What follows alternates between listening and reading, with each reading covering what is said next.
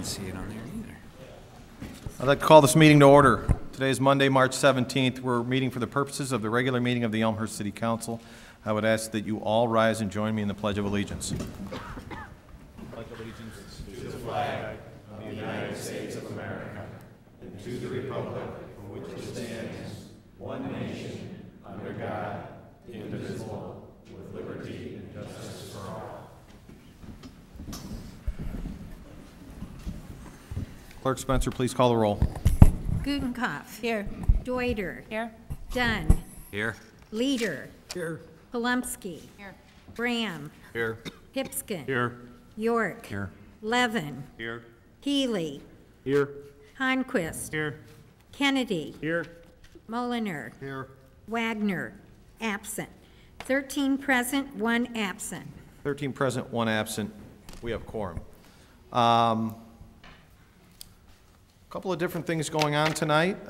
Agenda item number 3, swearing in of one of our very own. I'm going to come down to the microphone and I'm going to ask Sergeant Wright and his family to join me, please.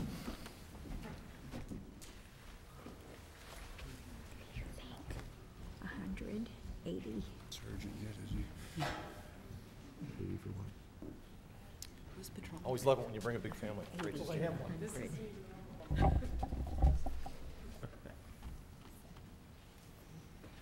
Chief's not dressed up tonight. Chief's not dressed up. Being a wallflower? Yes, sir. Unusual. Okay. Eventually you become a suit. Well, this is one of the better parts of the job, is certainly rewarding one of our very own for their hard work. Stephen Wright began his career with the Elmhurst Police Department on June 25th, 1988. In the past 25 years, Steve has served as a school resource officer, DUI instructor, Alive at 25 instructor, truck enforcement officer, traffic unit officer, DARE officer, and juvenile officer, just to name a few. In addition, Steve has recently served as a class supervisor at the SLEA Police Academy and has served as a field training officer. Steve has provided the foundational training and mentoring for some of our finest officers, many of whom have experienced professional success and have advanced to the ranks of detective sergeant and police commander. And with that, I think I speak for everybody when I want to thank you for your hard work, and I'm going to ask you to raise your right hand and repeat after me. I, Stephen Wright, do solemnly swear that I will support the Constitution of the United States, the Constitution of the State of Illinois, and the ordinances of the City of Elmhurst, and that I will faithfully discharge the duties of the Office of Police Sergeant according to the best of my ability. Congratulations.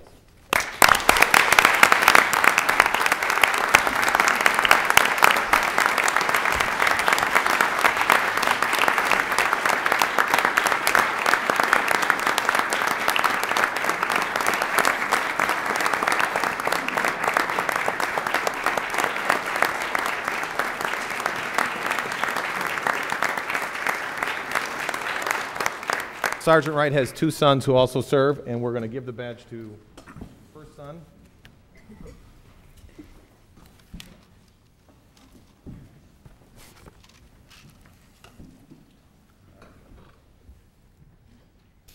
Payback. Yeah.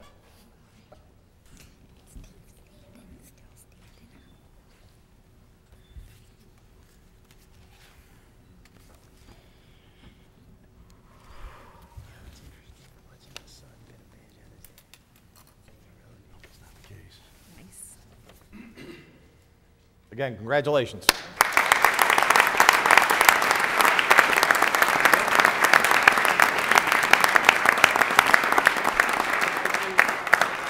All of our aldermen would like to say thank you for your hard work, so come on up for a well-deserved handshake.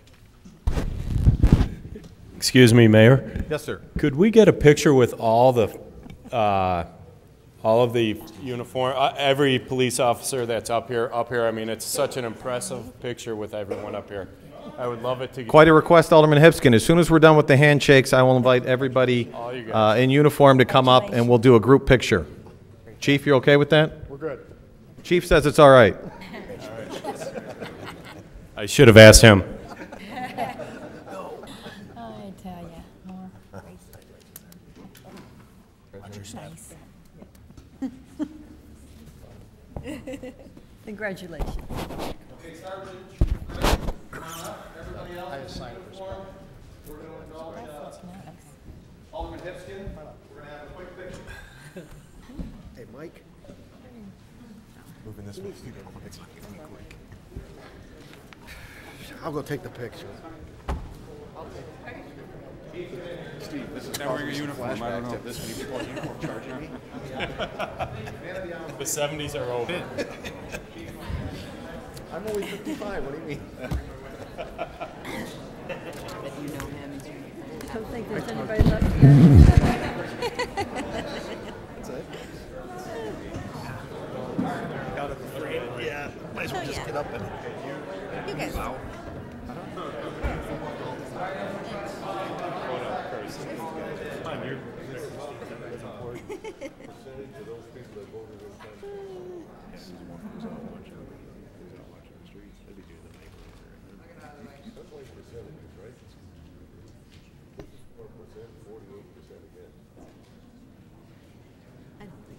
No, I'm kidding. Norm's photo bomb.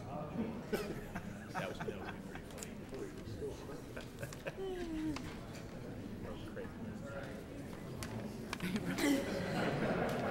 Now, hold on 1 second. Hold on 1 second. His 3 daughters are going to come up in the picture too. I know.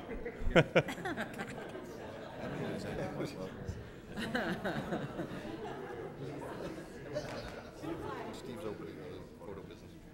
Go. One more. 4 daughters. Just remembered. Close enough. They're not sure. Was it good?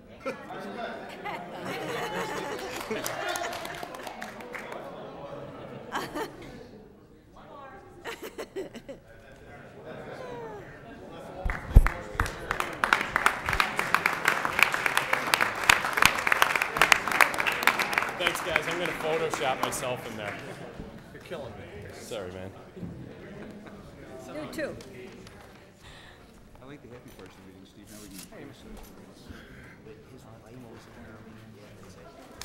Hey, come on, Mike. It's perfect.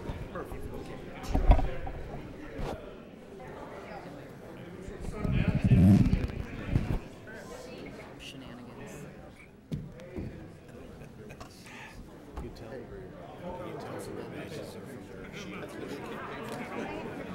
They're both from the same place in this town. The only thing I can listen to everything you can to get your dad elected.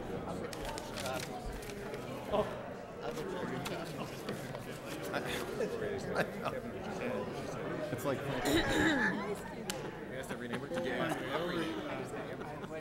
Like earlier, just then you were starting saying, Okay, we're going to give just a minute for the room to clear out.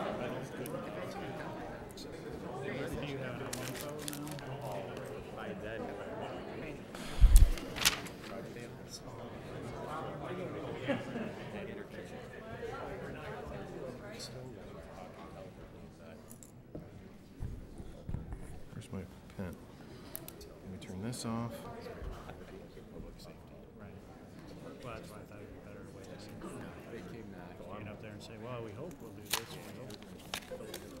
We hope. Live on. Yeah.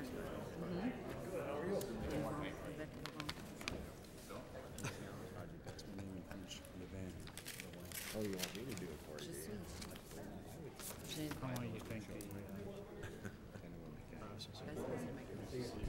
Before they leave, I want to say thank you for the Police and Fire Commission for your hard work and your recommendation. Thank you very much. Okay, on to the agenda. Agenda item number 4, written receipt of communications from the public. Is there anybody at this time who has any written communications they would like to submit? Please come up here. Great. Please come up here and submit it to Clerk Spencer. Thank you. Thank you. Any other written communication? Seeing none, we'll move on to the public forum portion of our meeting. This is an opportunity for members of the audience to address the council, specifically the chair. We ask that you keep your comments to 3 minutes out of respect for the amount of people that we have speaking. We ask that you address the chairman specifically. And with that having been said, we also have a little bit of a twist, but I think it's going to be good for our meeting. I don't think it's going to hinder anything. Our first public comment is going to be a little different. Does that have to stay open?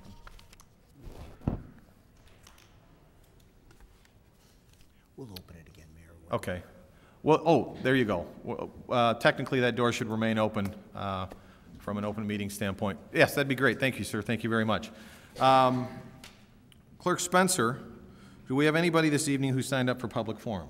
Yes, Mr. Mayor, we have several, but we're going to start with Carol Witt, 400 Northwest Avenue.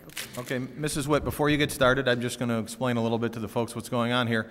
Mrs. Witt is a first grade teacher at Emerson. Correct. And she has some students that would like to voice their support for an item, and they did check with the mayor and the clerk's office, and we're going to allow them to kind of rapid fire address the council. And Mrs. Witt said even with the amount of folks they have there, they're still going to shoot to keep it at 3 minutes. So Mrs. Witt, we appreciate your time, and the floor is yours. Okay, I'm Carol Witt. I'm a first grade teacher at Emerson School, and I am a co-sponsor of a conservation club at Emerson, representing first through fifth graders. I brought students with me who would like to address the idea of recycling in Elmhurst. I have Nick, Lila, Matthew, Jackson, Peyton, and A.D. DeYoung. So Nick is going to go first. Honorable Mayor and City Council members, we represent the 50 students of Emerson Elementary School who are involved in the Earth Ambassadors Conservation Club. In May 2012, the Earth Ambassadors surveyed Elmhurst City Center businesses about their recycling habits. An overwhelming majority of businesses said they do not recycle. The leading reasons why businesses don't recycle include businesses had no time in their busy schedules to recycle, landlords did not provide recycling dumpsters or recycling pickup for their businesses' renters, or recycling would be too expensive for their business owners.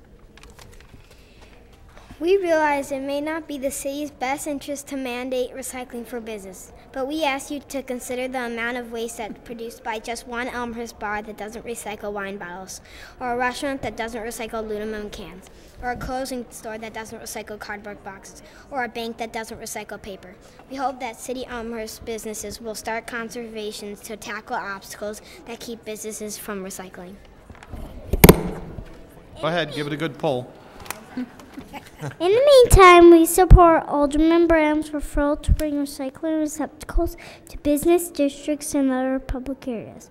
Recycling cans are just one way the City of Elmhurst can help make our community more sustainable. Earth Ambassador is just one conservation club, and we know there are similar clubs within District 205. We are happy to help the city in any way we can, and we'll get other clubs to help as well. We can help teach the community about the importance of recycling and how to use new recycling cans in public spaces. We've made a video that supports Alderman Brand's referral. We've submitted the link to the public record. The video can be found at emerson.elmhurst205.org/recycling. Please watch it and share your thoughts with us. Together we can make Elmhurst an even more environmentally friendly place to live. Thank you for your consideration.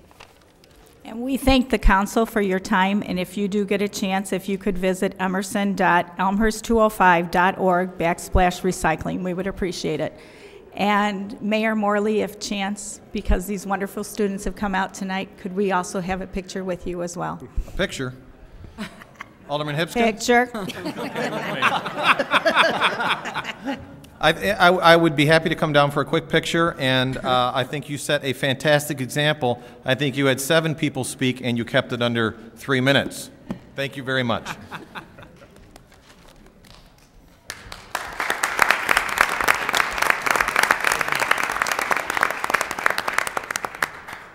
guys, come up here. Come on up with me. We're gonna do a proper picture up front. We'll take it. Of course not. Oh, way over there. They're all in green. Here to share.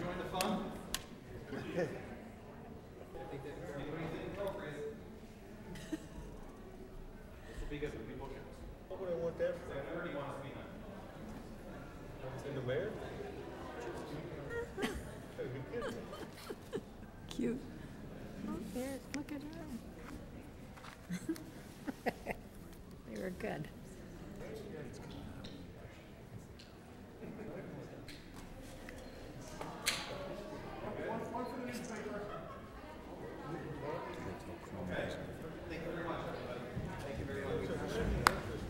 They were very good.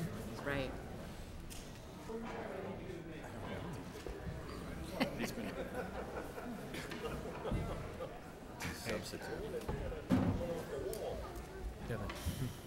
What a night. You want them to clear the room? And we're going to let the Emerson first graders and family clear the room, give them an opportunity.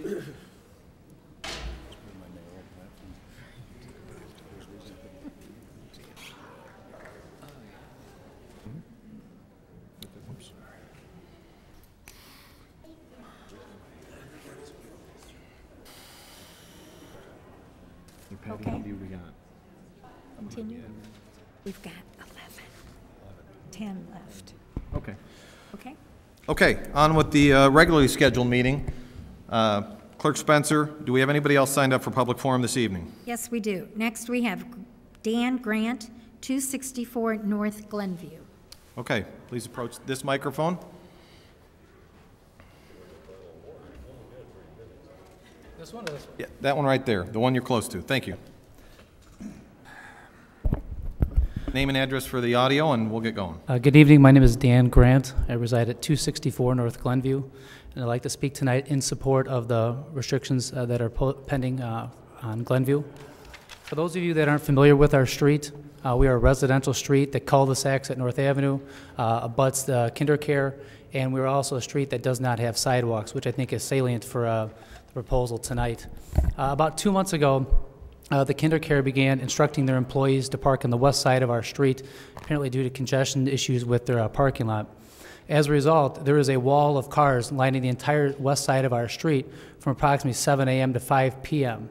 Now what that's done is it's forced all the traffic that normally takes up 2 lanes onto 1 lane, which actually also includes the children walking to and from the bus stop because, again, we don't have sidewalks. We feel that this has created a safety hazard for our neighborhood that we want addressed via the parking restriction before you tonight. Now, this parking restriction isn't something that we take lightly because we'll be affected by it the most. We'll have to deal with it every day. But we feel like we have no alternative. The daycare hasn't voluntarily instructed their employees to park elsewhere, and we're dealing with the safety concerns of our safety issues with our children, so I think that trumps their convenience factor. Now, unfortunately, we're not alone in this battle. We've had opposition to our parking restrictions voiced at the safety committee by other patrons of the daycare, and they essentially have 2 arguments. The first is convenience, that it would be inconvenient for them to use the actual parking lot that's been assigned to kinder care to park their cars. So they want their convenience issues to trump our safety concerns. And second, that somehow if the parking restriction is passed, that the daycare will leave. Well, that was addressed specifically at the safety committee meeting. The district manager was asked specifically as to what would happen if the parking restriction was passed tonight. She said regardless of what happens tonight, they're moving forward with redoing their parking lot. So there's no way they're leaving. Otherwise, why the investment in their parking lot? Now, what you won't hear in opposition is that our safety concerns are unfounded or unreal. They're real, and they're apparent every day. And since I've been dealing with this whole situation, or we've been dealing with this whole situation the last couple months, I feel like Alice in Wonderland. What's up is down, and what's down is up.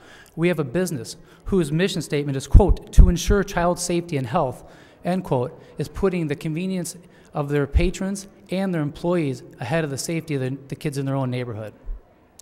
This has got to stop. Today, we ask you to support the petition for parking restrictions on Glenview as before you tonight. Thank you. Next, we have Pamela Uslander from Bensonville.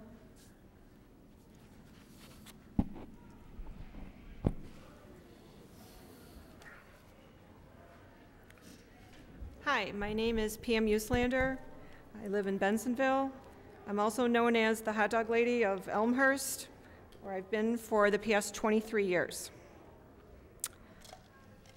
Mobile vendors have recently been added to the agenda of the Public Affairs and Safety Committee for claims that my business, also known as the hot dog lady of Elmhurst, is allegedly being deemed a public safety hazard for reevaluation of my yearly license fee, which is currently $500 per year, and possible elimination of one or more other current locations for mobile vending in the city of Elmhurst, which is currently now 3.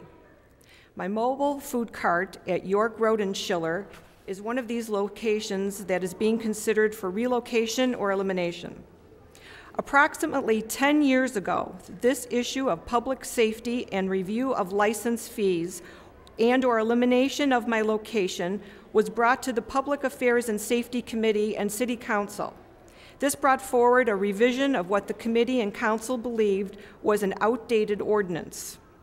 Revision was also an issue because of some local brick and mortar businesses who felt it unfair that they pay steep rents while mobile vendors only paid a small yearly fee. I believe those businesses involved in this matter at this time are now closed. I also believe it became an issue for certain businesses when their own establishments were failing. The blame and solution for these hardships, as ludicrous as it sounds, was thrown onto a local hot dog vendor. This issue is being revisited once again, which I believe is an overabundance of legislation. My business nor any other businesses cannot be blamed for anyone else's failure. Elmhurst City Center, Elmhurst Economic Development, and Elmhurst Chamber of Commerce should be going over and above their called obligation to help local businesses to bring prosperity back into this beloved city. My elimination or relocation will not achieve that. I ask the Public Affairs and Safety Committee and the Elmhurst City Council to keep my current location as is, as also my license fees due to the current economy and lack of business in the downtown area. I have included, if you care to see, a list of 40 villages and cities who allow and not allow vendors plus their fees. The city of Elmhurst has the highest mobile vending fees in the southern, western, and northern suburbs. I've been at the same location at York and Schiller for 23 years without any violations, public safety issues, violations concerning my ordinance, or any other such matter. I have proven in the past 23 years I'm not a threat or a public safety hazard. I believe my business enhances and brings character to the city of Elmhurst. Thank you. Thank you. Peter Carolus, 267 Glenview. Carolus, I think it is. My name is Peter Carrillo. I'm at 267 Glenview, and I'm here to support the parking restrictions on Glenview Avenue. I've been there for 11 years. The last 2-3 years has been a problem down our street with people parking down our street, speeding down our street. Our kids are not even safe in our own driveways. It's not fair. Something needs to be done about it. Just the last 2 months, it's been horrible with people parking on the west side. My wife drops the kids off. She goes to school 2-3 times a day, and she can't even get out of her driveway. She has to call the kinder care to have them move their vehicle so she can get out of her own driveway. So that's what I'm here to support, the parking restrictions on Glenview. Thank you.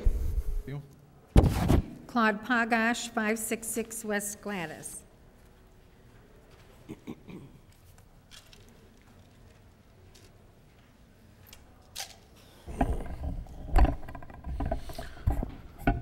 My name is Claude Poggett, 566 North Gladys. I'm going to return to that force main.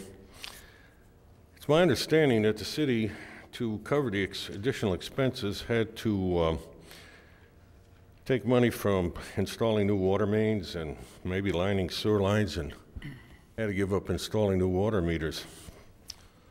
I don't quite understand why the council would even consider doing that, because in my opinion it becomes a public health matter. If you don't maintain the water system, you don't maintain the sewer system, you put the whole community in danger of some health effects. But what I really don't understand is, when you needed money for the force main, all of a sudden the department that had to put in water meters didn't have the ability to do it. Amazing. Council voted in a budget, and all of a sudden the guys can't do it. Never were prepared for it. It's amazing. Why even have voted on it or even put it in the budget? But then again, we're in Elmhurst.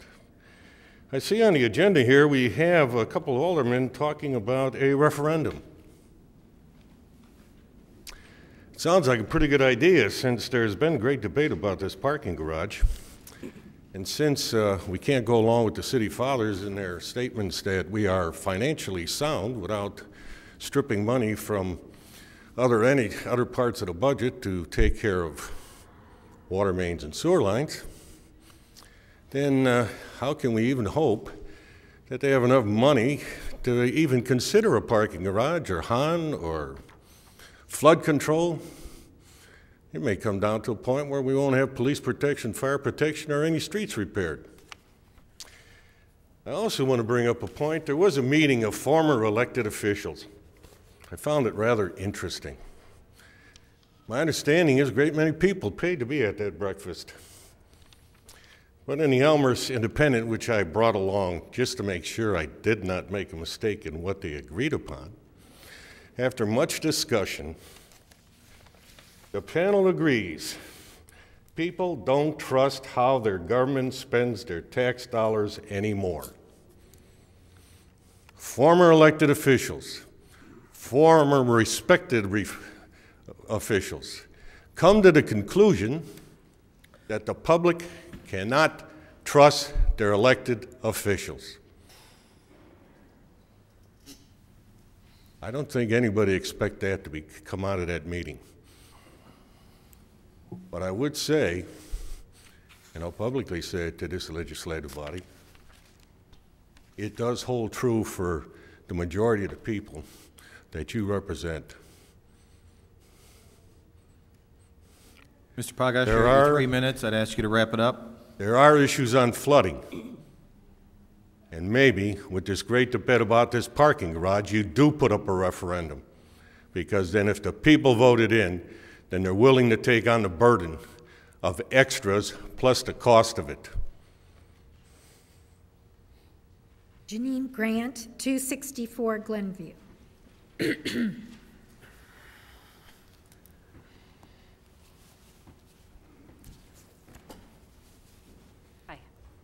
My name is Janine Grant, and I live at 264 Glenview, and I would like to speak tonight in support of the petition for parking restrictions on Glenview. On the morning of January 31st, our security alarm was accidentally set off while we were away. Ms. Grant?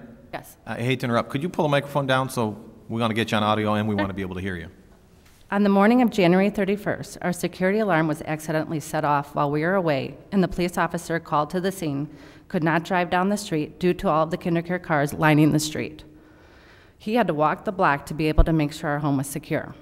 Had this been any other type of emergency, no other emergency vehicle would have been able to access our home. This has taken away my sense of safety and security in my own home. On a regular basis, when a garbage or maintenance truck drives down the street, it blocks any homeowner from being able to get into or out of our driveways due to all the kindergarten cars parking on this street. What seems like a minor annoyance will become a serious safety issue should anyone have an emergency. Walking my children to the bus stop or park has ceased because my block has become too dangerous to use. The kindergarten cars are parked all day and thus allows for only one lane of car traffic, eliminating any safe way to walk down the street I reside on, especially because we don't have sidewalks. We bought our house near kindergarten and not in their parking lot. We need your help to approve the parking restrictions so that we can use our residential street as it was intended and feel safe again here. Thank you. Andrea Alvarez, 182 North York. Hi, Andrea Alvarez, 182 North York Citizen Advocacy Center, and tonight I'm going to be brief. The Citizen Advocacy Center strongly recommends that the City Council support the Addison parking deck financing referendum and send it to the Finance Committee for immediate consideration. Support of this referendum would demonstrate that the City Council values input and public participation. In addition, the referendum would give the Council a more accurate way to determine public opinion of Elmhurst voters regarding the multi-million-dollar parking garage project. It's the position of the Citizen Advocacy Center that civic engagement should be integrated into the government decision-making process, both in general and specifically regarding the Addison Street project. And we should encourage people to use the 3-minute time limit to give their thoughts and not try to limit that. Thank you. Joe Mukite, Dundee, Illinois.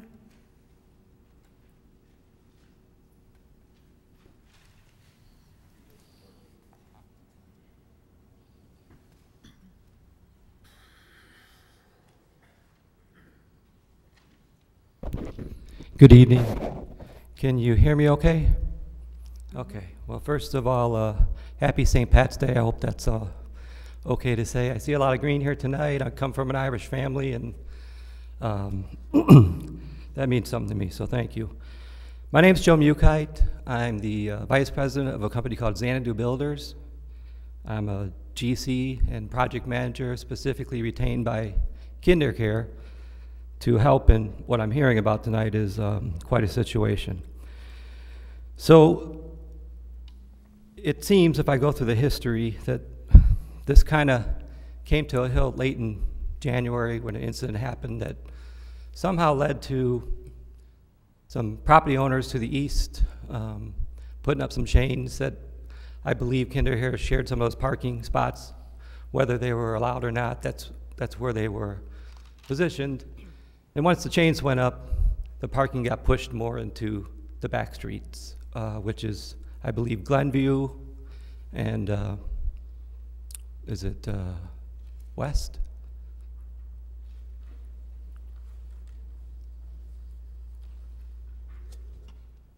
Well, let's just say the two surrounding streets for KinderCare. So in saying this, this happened late January, leads into February. We get a call. We're actually a preferred vendor for KinderCare for their facility side. And I got a call asking if we would at least step in and help create a solution. So let it be known that KinderCare does care about the safety of others. They're on top of the situation. This has eyes all the way back to Portland. And since that time, we assembled a team with a civil engineer, project attorney, and myself. We brought a survey from the landlord, put together a sketch, and we brought that into the village, or your city, excuse me. We met with, quote, Van, which is Nathaniel Warner, and he was very happy with the proposed parking sketch, which includes up to 20 additional spots for KinderCare that fall within their own land. And I know that KinderCare would want nothing more than to solve this problem. In doing this, I know we spoke to, at least some of our team spoke to one of the two wards, Mr. Leader. I believe we also spoke to the city manager, Mr. Grabowski, and we've had forward opinions that this is going in the right track. We also were asked to seek alternative parking, and I think we've exhausted that avenue. We've talked about valet. We've talked about other sites. We even recently contacted a local church, and I think all of them fall into a category that put KinderCare at risk for safety. So I'm not here to oppose the ban. What I'm here is to talk to you as a builder and understand we're looking at March and April. We're coming into warmer weather without having to go through any city council meetings for zoning. That puts us right on the slate to talk to engineering where it sits right now, and get some approvals to put this lot in. So what I'm here today to ask is if there's latitude to discuss just an extension. Make this a win-win for KinderCare and for the neighbors. And just allow us a little time. I can't tell you what you know. I can't tell you what they know.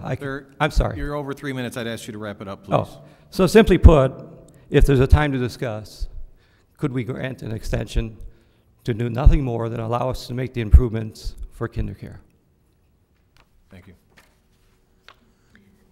Excuse me. Paula Pezza, 275 Cottage Hill.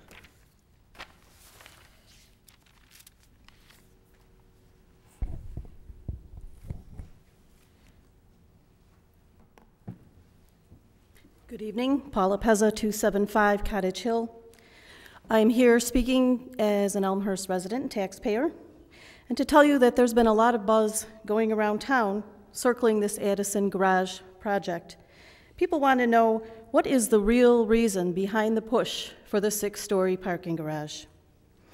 The word around town is that a well-known Elmhurst businessman is looking to purchase the building at 134 North York and possibly others to the south, and will be tearing down and building a new development there, and needs the taxpayers to pay for 6 stories to provide parking for that project.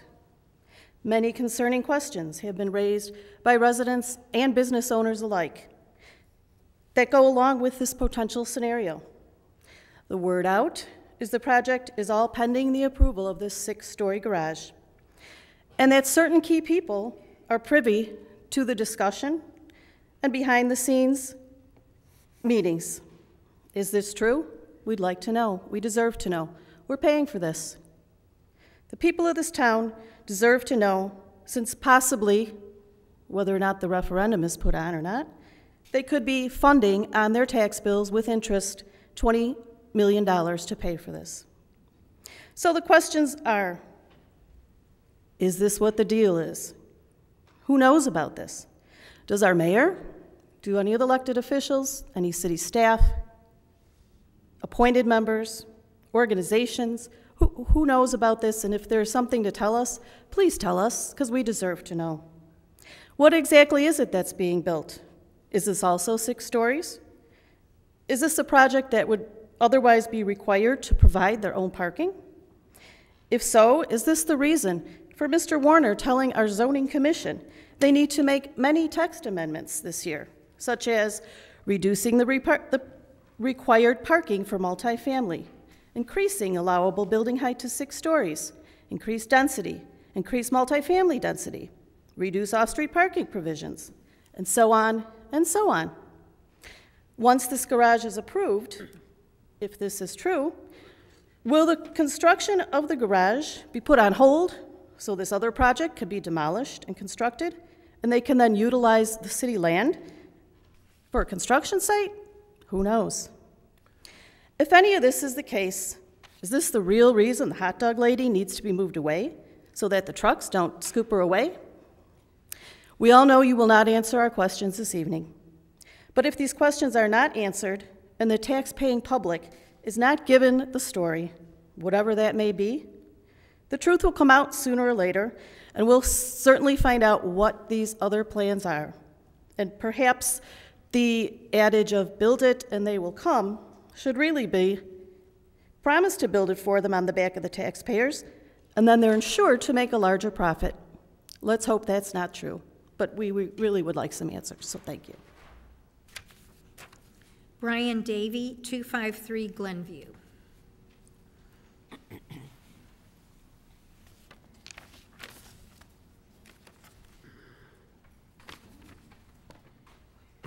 Hi, my name is Brian Davey. I live at 253 Glenview. I'm in support of the parking ban on Glenview Street. Glenview Street is dangerous now. And the engineer was talking about how spring is coming. That makes Glenview Street even more dangerous. Our kids are going to be out of school and in our yards and on our street with all those cars coming. Now is the time to do this. I wanted to tell you, I live at 253 Glenview, and I have 3 children. My next door neighbor is my mother and father-in-law, Mel and Karen, and their next door neighbor is my mother and father, Len and Annette. My sister also lives there, Michelle, with her 2 children. We moved to Elmhurst on Glenview Street in 1976, and we've been there the whole time. In the early 1980s, the city council helped us before when we had an issue with cars racing up and down our street. So you guys helped us and you put in a barricade in the 1980s. And so here we are 30 years later, and we're asking you for help again. We do have 20 children living on our block, children that walk to and from school and play out in our yards and in our streets. And I think most of the other stuff has been said. There are 10 cars parked on our driveway on our street every day. That's 10 cars parked in front of 6 houses. So if you can imagine, it's real easy for a kid to come running in between a car. And it's a scary thought. And we'd really like you guys to help us out with this. Thank you. And the last person to sign in and speak will be Tamara Brenner, 137 North Caroline.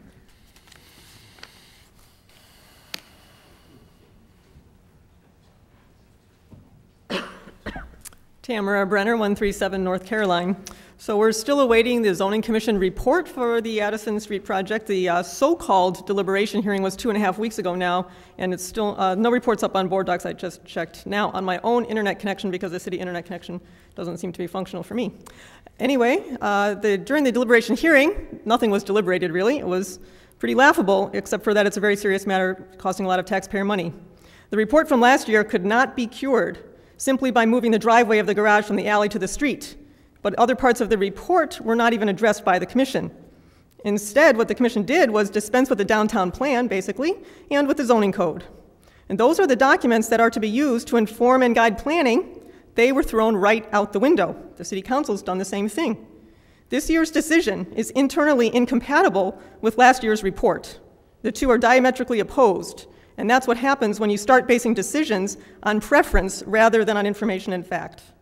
A group picture of the commission ought to appear in the dictionary next to the word arbitrary. This is exactly how the commission is not supposed to act. Regarding the hearing itself, although the public was physically allowed to speak in the end, not in the beginning but in the end, nothing that was said or that was communicated in writing was considered during the subsequent so-called deliberation.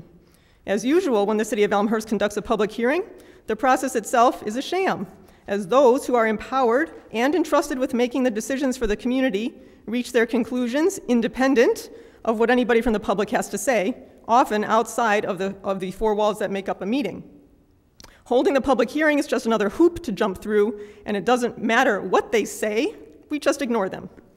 Somebody's interests are surely being served with the Zoning Commission recommendation on the parking garage. It's not the public's interests. Mayor, you talk often about what a privilege it is to serve the residents. I read something like that in the Front Porch newsletter recently. Of course, that's as long as they limit their participation to voting every 4 years. When residents speak up, they are typically ignored. In addition to those who spoke or wrote letters to the Zoning Commission, there were 460 petition signatures in favor of the 4-story garage rather than 6, which of course is not good enough based on previous comments we've heard from the dais in which non-responses or apathy is equated with approval. Well, there is a way to find out what a greater number of people want, and that's embodied in one of the referrals on tonight's consent agenda, item 7.6. I know, Mayor, it's your position that not everything can go to referendum, but when you're going to spend multiple millions of taxpayer dollars on a clearly controversial project, a referendum would be helpful, and I hope to see this item appear on the Finance Committee agenda soon, maybe even next week. About the ZPC itself, at its meeting last Thursday, which I attended, an overview of potential text amendments for 2014 was discussed. The list includes, among other objectionable items, an amendment to increase building height allowance to 6 stories as of right. Who is instigating this? We know that the council discussed in closed session in September 2012 about wanting the whole downtown to be 6 stories. That is not part of the downtown plan. And now again, a text amendment is proposed which would entail a public hearing like the one we just had where people could speak and be ignored. Fundamental changes to the downtown plan ought to go through a meaningful community process, as has been done when the comprehensive plan and downtown plan were put into place. Ms. Brenner, I will be done 3 in minutes. I'd ask you if you'd wrap it up. I will wrap it up. not the sham process that seems to have become routine. So the second referral on tonight's agenda is also appropriate. It's item 7.7.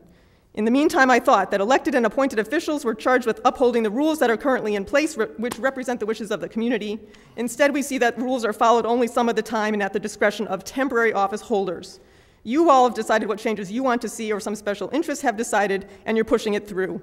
When does a legitimate community input happen? I haven't seen it yet when it comes to the Addison parking garage.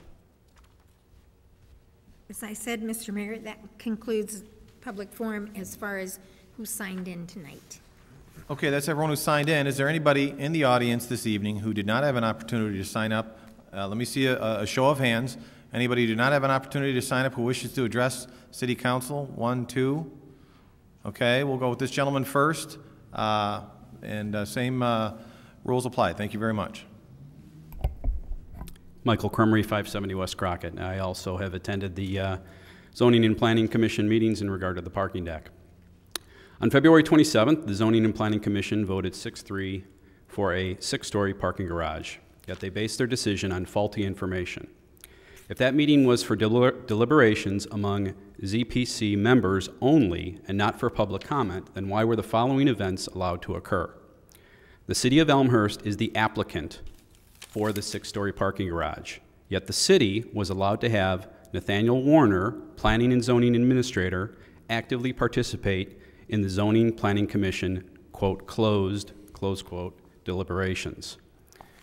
Nathaniel Warner was allowed to submit new information during the ZPC closed deliberations. An accident study was provided to the ZPC members, and one copy was provided to a resident in attendance that asked if that information was available on board docs. The document was not on board docs as of February 27th.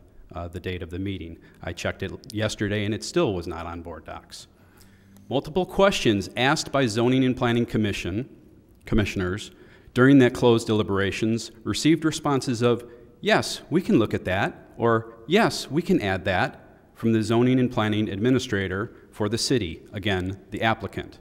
One question in particular was in regard to making the alley one-way from 2nd Street southbound past the proposed parking deck, then east for truck traffic to exit onto northbound York Street.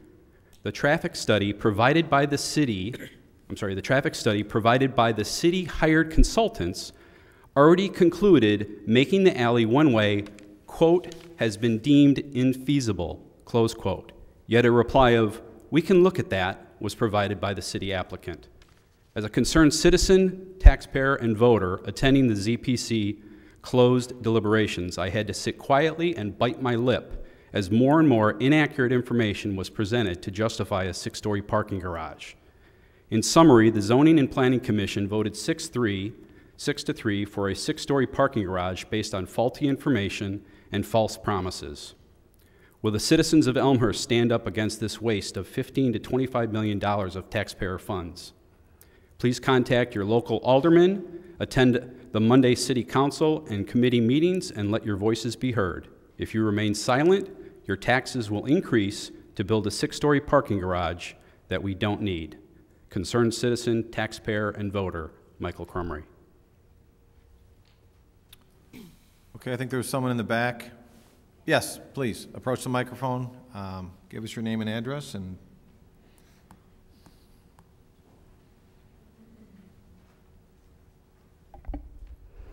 Hi, my name is Jennifer Morante, and I live at 260 North Glenview Avenue. I have lived on Glenview for almost 7 years now, and the KinderCare parking situation has been an issue for my family and I for years now. At the time I moved in, I had one child who was 1.5 years, and she played in the backyard and on the driveway. Currently, I have 2 girls who are now 8 and 5 who utilize our street to get to and from the bus and ride their bikes because there are no sidewalks. For years now, KinderCare parents have been using Glenview for their convenience to avoid North Avenue. And now the employees because of the parking situation. Because it is so convenient to use our street, I fear for the safety of my children and the 18 other kids on the block that currently use the street now or will in the future when they get older. With that said, I ask all of you to ask yourselves, do I put convenience over the safety of children? Please, do not vote to delay the safety issue presented to you. Thank you. Very good. Anyone else in the audience who does not have an opportunity to speak that wishes to address the council at this time before I close the public forum portion of our meeting? Seeing none, we'll move on. Announcements. Any announcements this evening? One. Clerk Spencer. Yes, thank you, Mr. Mayor. I just want to remind everyone, tomorrow is the primary election day, and polling hours are open from 6 a.m. to 7 p.m., and if you don't know your polling place, you can call the Election Commission. Their number is 630-407-5600, or get on the county's website, DuPageCounty.org/election. And also, I just wanted to report that Elmhurst was an early voting location, and I'm told from the Election Commission and judges that it was a very successful location site, and proud to announce that we had 880 voters. That's it, Mr. Mayor. Any other announcements?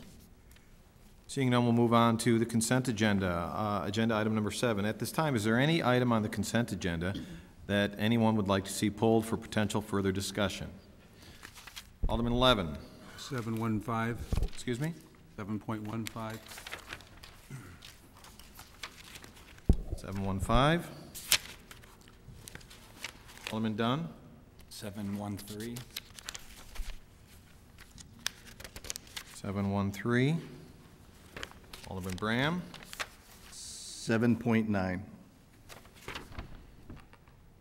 7.9. Any other agenda items to be pulled and discussed? So I have got 7.3, 7.9. Oh, I heard 3 also. Alderman Dunn, what was yours? 7.13. I'm sorry. I'm sorry. I had 3. Glad I checked. 7.13. Okay. That's it. So 7.9, 7.13, and 7.15. Is that what you got, City Manager Grabowski, Clerk Spencer? Okay. That having been said, I will entertain a motion to approve the consent agenda minus items 7.9, 7.13, and 7.15. Motion to approve. Alderman Deuter, second by Alderman Levin. Clerk Spencer, please call the roll. Okay. Deuter. Aye. Levin. Aye. Healy. Aye. Honquist. Aye. Kennedy. Aye. Mulliner. Aye. Wagner, absent. Gudenkauf. Aye. Dunn. Aye. Leader. Aye. Polemski. Aye. Graham. Aye. Hipskin. Aye. York. Aye. 13 ayes, 0 nays, 1 absent. 13 ayes, 0 nays. That motion carries.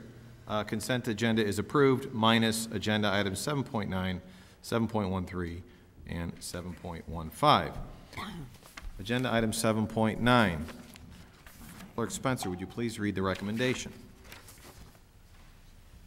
It is therefore the recommendation of the Public Works and Buildings Committee that the unit price bid from the lowest responsible bidder, Brothers Asphalt Paving, for the 2014 contract paving program, not to exceed the budget amount of $2,755,550. You had it right. That's what excuse me, I'm having a number problem here. $2,755,000 be accepted, and the city attorney be authorized to prepare a resolution approving contract with Brothers Asphalt Paving, signed by Jim Kennedy, Chairman, Chris Healy, Vice Chairman, Diane Gudenkauf, and unsigned by Michael J. Bram. Okay, very good. I will ask for a motion to approve the report and recommendation. Motion by Alderman Kennedy, second by Alderman Healy. Alderman Kennedy, this is a report out of your committee. Would you care to give us a recap? Sure. Thank you, Mr. Mayor. In general, this is our contract paving program we go through every year. We go out to bid and get the best unit price.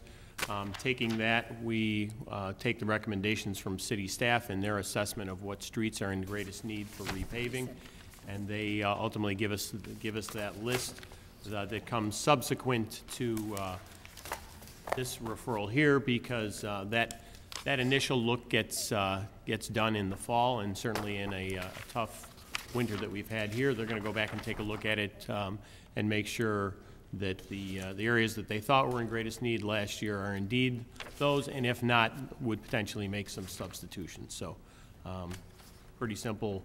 We're taking the lowest bid and looking at the amount we have in the budget and acting accordingly. Thank you. Okay, anyone else?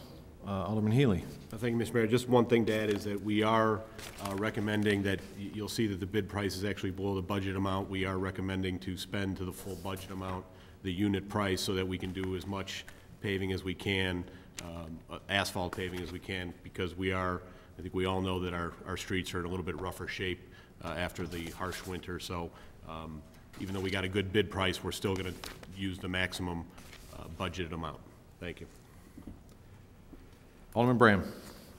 Thank you, Mr. Mayor. As duly noted, I did not sign this report or this recommendation. The reason why, even though there is many of things that in this report I definitely agree with, Alderman Healy pointed out one of them. The bid price is another one. But this goes back to exactly what I have had concerns this whole time, and actually many, many years, over the rehabilitation or the resurfacing of the concrete streets area. If you look at the map, which was part of the committee meeting minutes, not part of the report, there's approximately 3 streets that are proposed to be resurfaced in the northeast section of this area. During many of the discussions, the budget discussions as well as subsequent discussions, I have been told that a handful of aldermen, if that, have come out to look at the streets, this area that I have very boisterously showed concerns for. I do know that a good majority, from what I've been told, who have pretty much stated publicly they have not seen the streets or come out to this area. So I thought I would bring a piece of the street to you. This is a piece of the concrete street which was approximately 3 feet long, 2 feet wide. Obviously, I wasn't going to bring the whole piece. This is reality. This is not Alderman Braham's opinion. This is reality. I can't support something that in this report specifically says, not only via the map, but statements in the report state exactly, I shouldn't say exactly, how much is allocated to the asphalt streets and the current concrete streets. This is what I live with. These are the potholes that I avoid and all my neighbors avoid. I think we're doing a disservice to all of Elmhurst by neglecting some of the very poor conditioned streets.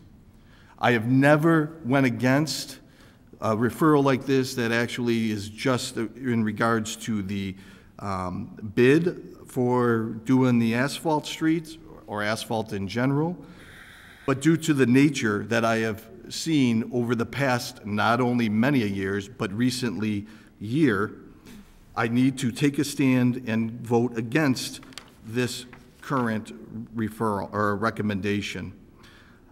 My neighbors have, and this is not the alleged favorite Alderman Braham pothole, this is on Crestview Avenue that again has not only existed due to poor winter or bad winter conditions, but this is from a pothole that has grown over time because it has not been repaired properly. This pothole just had asphalt thrown in it about a month ago, and about a third of that pothole is now have no asphalt in it again. I ask that we reconsider this referral and that we deliberate this and actually look at what would be appropriate allocation throughout all of the city of Elmhurst for all of the streets. Thank you. Any other comments? Alderman Kennedy. Thank you, Mr. Mayor. I would hope that Alderman Bram has called Public Works to have that pothole fixed, because that would be the best thing from the public safety standpoint. One of the, one of the things we talked about in the meeting related to city staff going back and looking at the areas that were going to be paved was to make sure that, again, they're the right streets to pave. And Alderman Bram, I suggested in the meeting, identify the 3 streets in his area that might be in greatest need, so that city staff can do a comparison to, again, make sure that we are paving the streets that are in greatest need. So I look forward to getting not only Alderman Bram's comments, but also the analysis back from city staff to review that. Thank you. Thank you, Mr. Kennedy. Please address all comments directly to the chair, especially in interesting times like this. I appreciate it. Alderman Polomsky. Thank you, Mr. Mayor. I'm just seeking clarification on a Ms. couple. Polomsky, could you? Yes. I'd like to ask for clarification on a couple points, please. I want to be sure that this report is specifically related to the vendor we are seeking, and it's related to the bids provided by the prospective vendors, and that the paving, the selected streets for paving, is a decision made by staff, separate of the decision of who the vendor is. Is that correct? I'd ask City Manager Grabowski to address those. That's my understanding from the Public Works Committee, is that's exactly the way they addressed the report, was that this is the vendor and this is the unit bid. And then I believe Chairman Kennedy asked staff to go back and reevaluate quantities, as Alderman Healy commented. That's correct. Okay.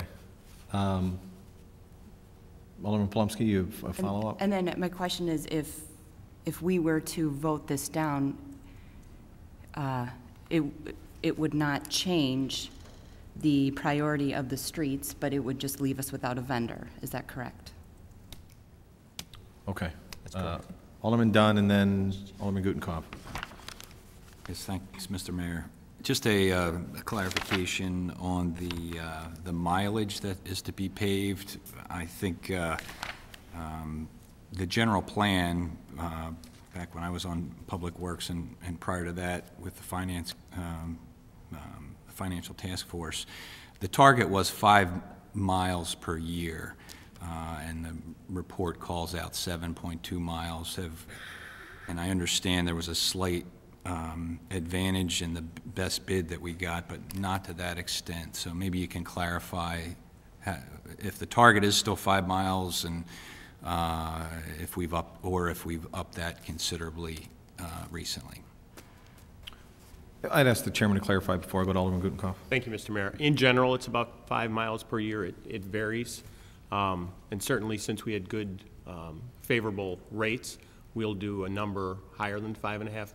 What that ends up being, 6 or more, will remain to be seen, depending on, again, where those streets are and how it all shakes out. But again, to your question, in general, we're shooting somewhere in that 5 range every year. Okay. Alderman Gutenkopf. Thank you, Mr. Mayor. I think it's always frustrating when we go through budget time and our budget approves percentages or specific dollar amounts to specific budget lines. In our case in the city, we allocate money separately to the concrete streets and the asphalt streets. And I think the fundamental frustration is this the appropriate allocation? Is this the appropriate percentage? Are we trying to cover enough of the concrete streets a year? I think that it's a correct observation that this report reflects what we set aside in the budget every year, and that we have gotten a good price from the vendor that will allow us to pave approximately 7.2 total miles of streets. Unfortunately, of that, we're only getting under 2 miles of concrete street pavement out of this particular annual budget. So I do think it's important to support the report because, as has been noted, this does approve bid we've received from the vendor. I do think, however, as a council, we should be having a separate discussion about whether we are allocating money overall during the budget process appropriately, and I do think that we will have opportunities to do that, and we should not let those slide. So I do support this report because it is an outgrowth of our overall budget process, and it does represent a good bid. But I do think that as a city, we should be looking at whether or not our annual allocation and division of resources is appropriate. Thank you. Anyone else? First time questions? Okay, follow up, Alderman Braham. Thank you, Mr. Mayor. Just for clarification on what Alderman Gutenkopf's comments were just now, it is 1.7 miles of roadway paving, includes concrete streets, unimproved roads, and streets located within the central business district. So as I stated, just by a visual of the map, approximately in the northeast corner, it's about 3 blocks out of that 1.7 miles. So I just want to clarify that. Other comments were made by Alderman Kennedy in regards to making sure or hoping that I contacted city staff. I think City Manager Grabowski would nod his head vehemently up and down that I have sent many emails and I have many pictures of many large potholes to the city staff, and I have contacted city staff on many occasions. Sometimes it's in regards to the same pothole that continues to grow. Sometimes it's in regards to new potholes that Alderman Braham happens to discover on his own when he hits them driving home from work. It is not the obligation, or should not be the obligation, of a sitting elected official to identify these streets that are in disrepair. I have done so over and over. So I just want to make sure that's clear, that not only have I reported the potholes that I have actually physically avoided or came close or hit, I have actually drove my neighborhood to identify additional potholes.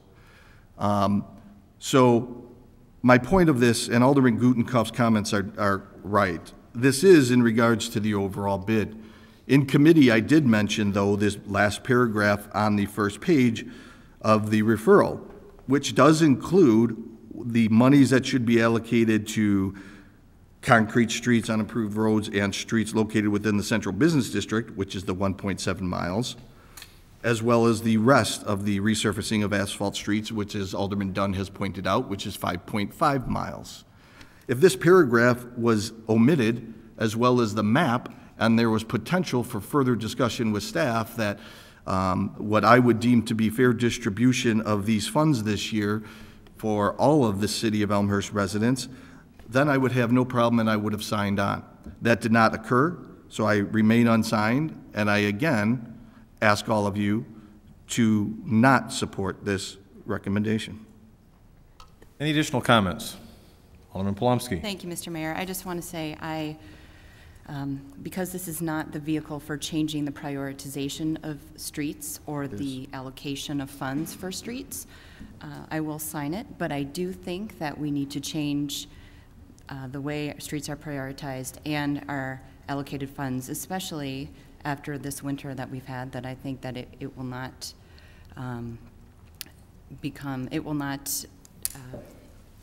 require the same amount of funding just to maintain streets as it has in the past. I think we might need additional funds, so I would like to continue looking at that, but I don't believe that that's related to this report. Thank you. Okay, any other questions or comments as it relates to this report?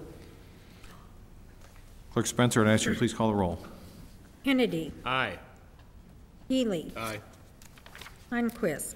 Aye. Mulliner. Aye. Wagner, absent. Gutenkopf. Aye. Deuter. Aye. Dunn. Aye. Leader. Aye. Polomsky. Aye. Graham. No. Hipskin. Aye. York. Aye. Levin. Aye. 12 ayes, 1 nays, 1 absent. 12 ayes, 1 nay. That motion carries. Report and recommendation is approved. Agenda item 7.13. Clerk Spencer had asked you to read the recommendation. 7.13. It is therefore the recommendation of the Public Works and Buildings Committee that the policies and administration of the Storm Sewer Extension Program, as outlined above, be approved. Signed by Jim Kennedy, Chairman, Chris Healy, Vice Chairman, Michael J. Bram, and Diane Gutenkopf. Okay, I'll ask for a motion to approve the recommendation and report. A motion by Alderman Kennedy, second by Alderman Healy. Alderman Kennedy, your report. Thank you, Mr. Mayor. I'm going to defer to Alderman Dunn, who had the question, I believe. Alderman Dunn, you pulled this? Yes, thanks, Chairman Kennedy. I wanted to first off thank the committee for tackling this difficult and complicated subject. I know we had a very lively and interesting debate last fall about the program, and I appreciate the fact that the target of mid-March was set to get this wrapped up, and I think we're almost there, so I appreciate that. I've read the report a few times and just need some clarification on it. There's a couple issues that the city is looking at making these types of decisions on. One is safety versus quality of life, and the other is what type of stormwater mitigation methods you want to install, whether they're just regular hookups or what could be considered best management practices. The question I have is, in terms of these best management practices, is there any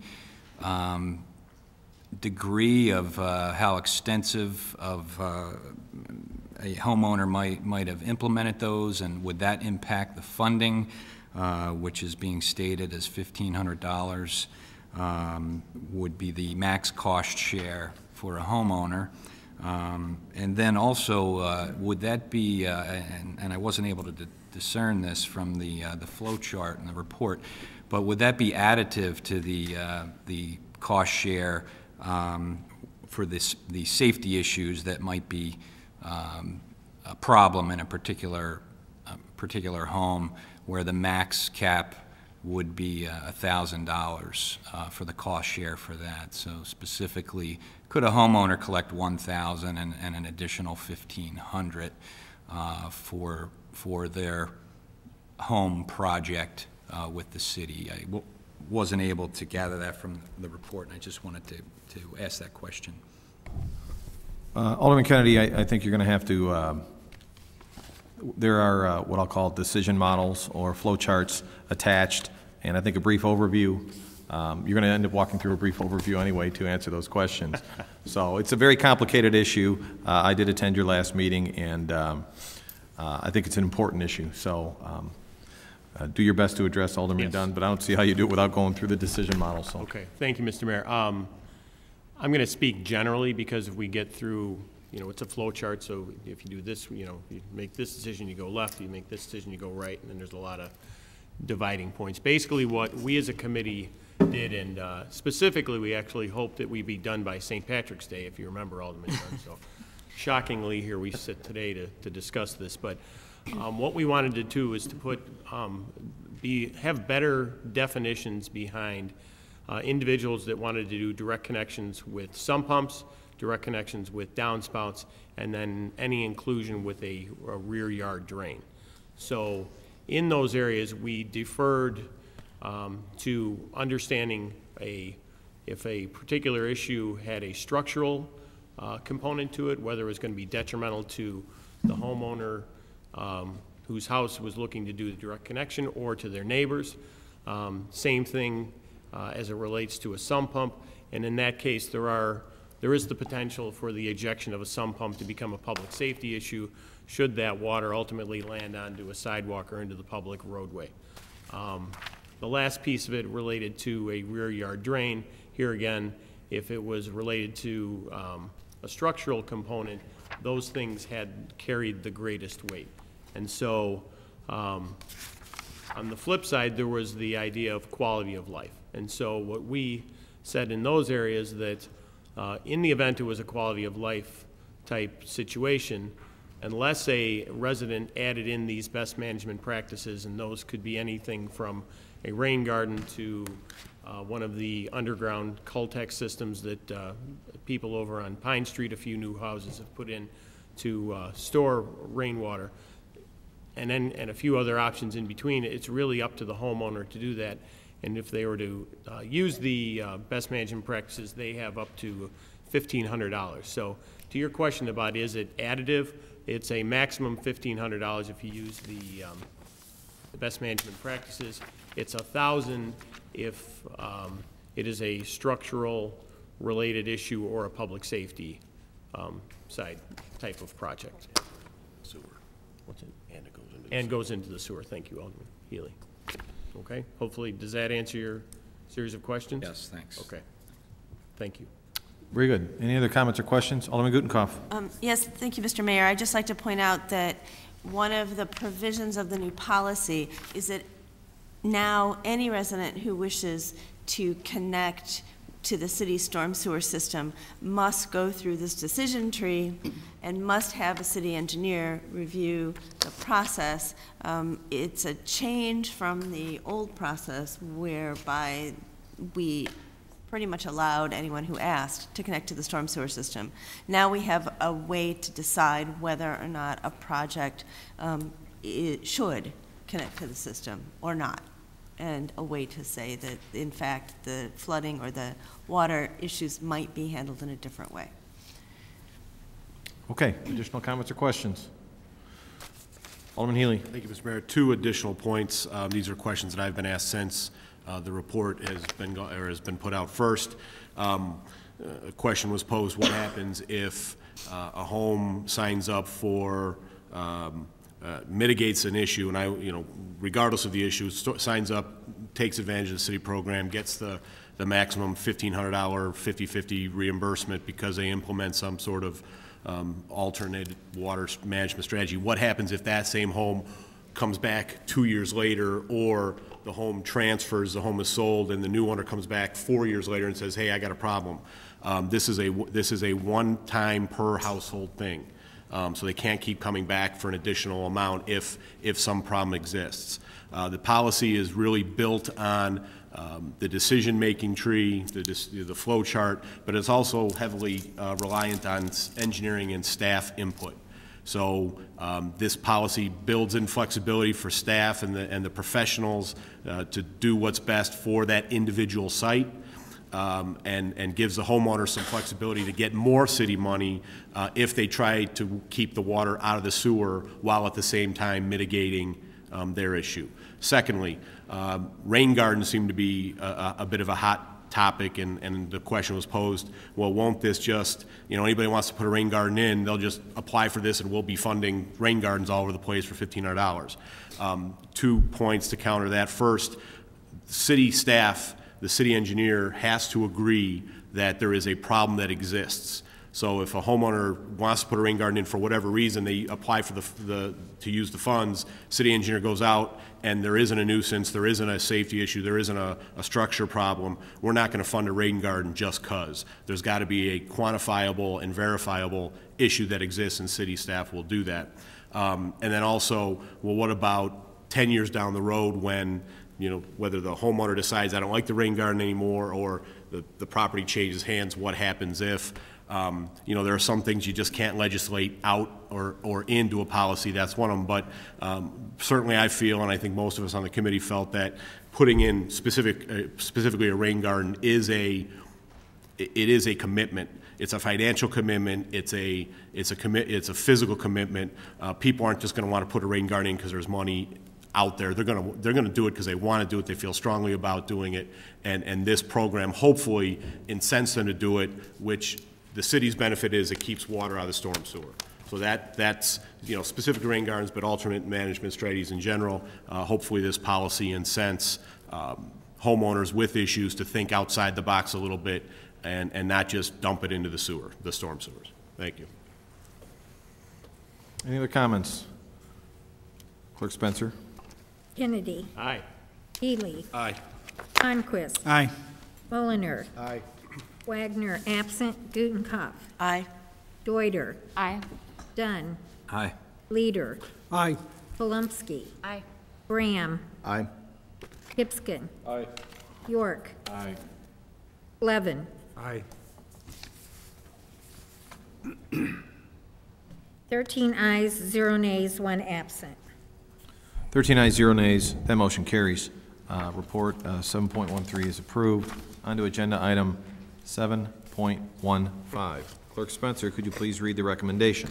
It is therefore the recommendation of the Public Affairs and Safety Committee that the city attorney be directed to prepare the appropriate ordinance to impose parking restrictions on Glenview Avenue as listed above. Signed by Patrick Wagner, Chairman, Norman Leader, Vice Chairman, Michael Honquist. Very good. I will ask for a motion to approve the report and recommendation. Alderman Leader with a motion, Alderman Honquist with a second. Discussion. Alderman Leader, this is a report I do your committee. Thank you, Mr. Mayor. Glenview is a short block without sidewalks, ending in a cul-de-sac directly behind KinderCare on North Avenue. KinderCare is short of parking, largely because of the swift growth of their business. As a result of this shortage, 9 to 12 of their employees are parking their cars on Glenview many hours of the day. In addition, numerous parents are also parking on Glenview when they pick up their children. The homeowners on Glenview, in response to this activity, have requested the City of Elmhurst to institute restricted parking on the street by an almost unanimous vote. The residents are fully aware that the restrictions will apply to them as well as everybody else. Now, this is not a matter of right or wrong. There are only good people involved on both sides. KinderCare provides superb care to their young children in their charge and have been endeavoring for some time to find additional parking. The problem is timing. I and my second ward colleague, Alderman Dunn, have been actively involved in attempting to impartially broker a solution since September. But even before that, the residents and management have been grappling to find an answer. Alderman Dunn and I have had a number of meetings and conversations with interested parties to seek an equitable solution.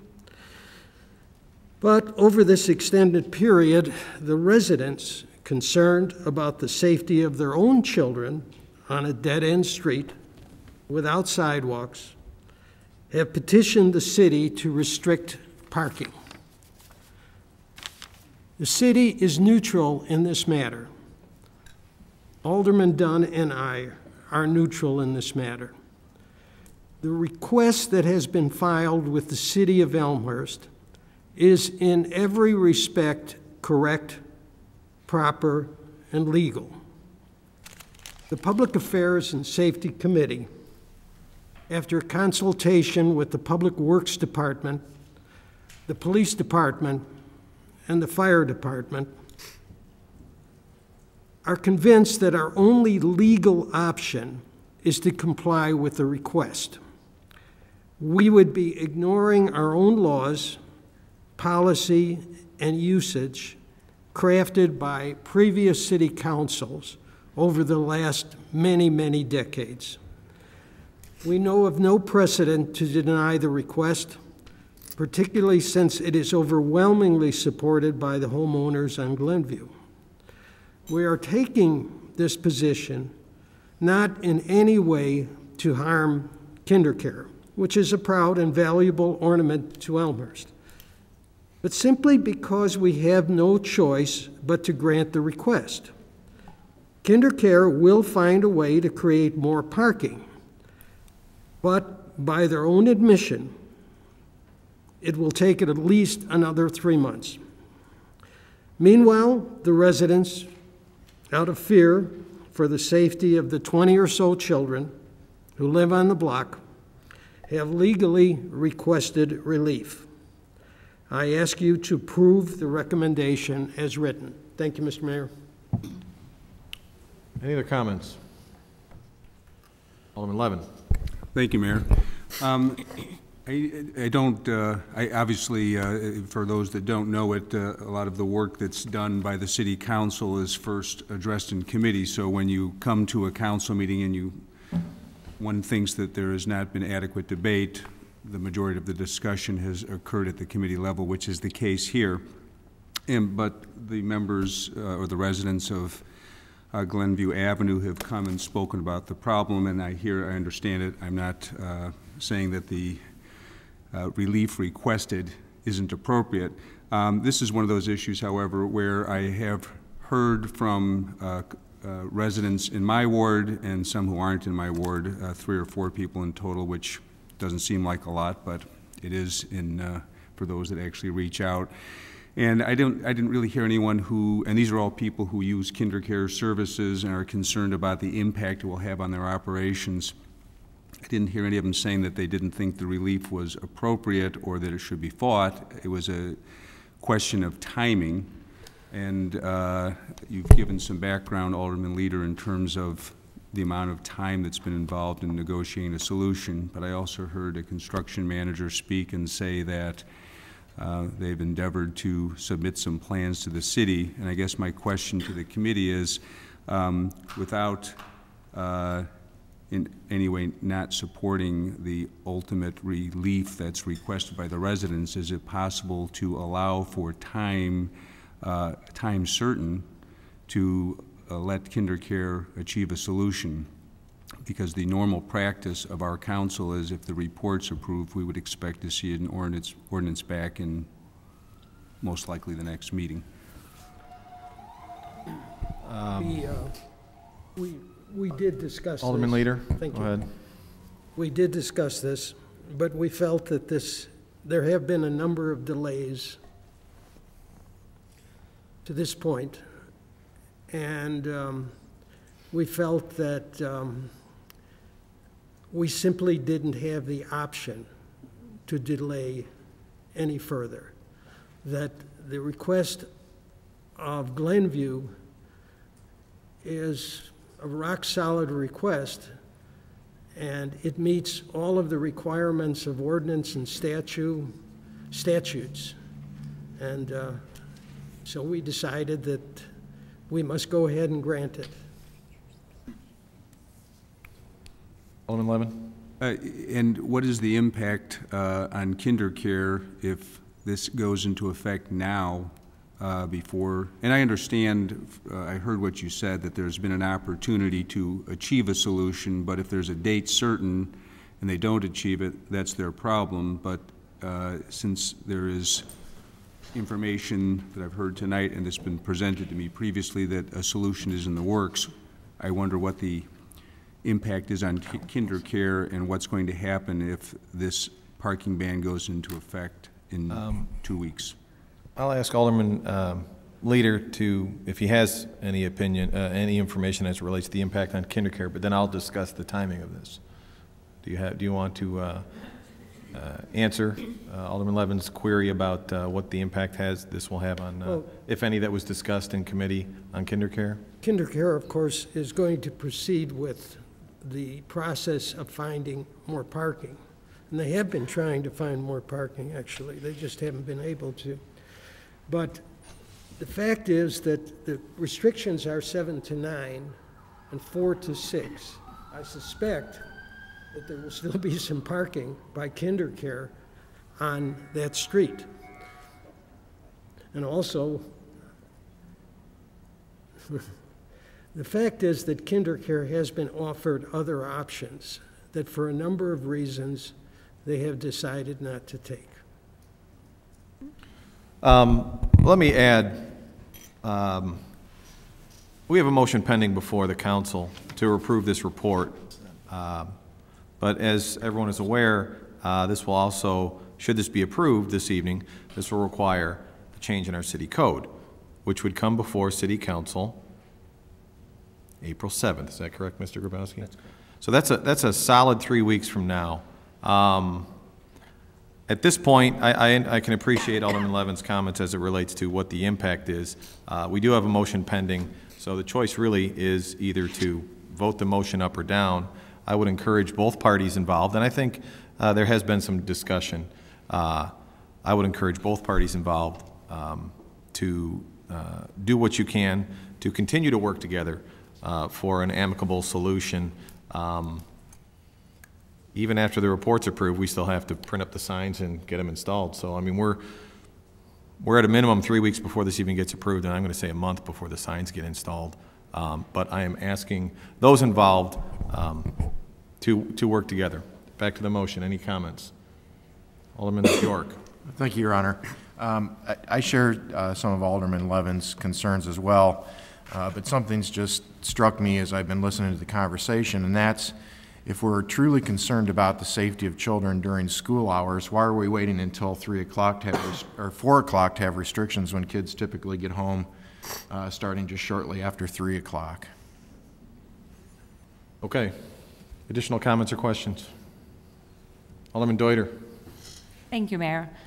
You know, I think this issue clearly has two sides, but I think we should not expect our residential streets to be the parking spaces for area businesses.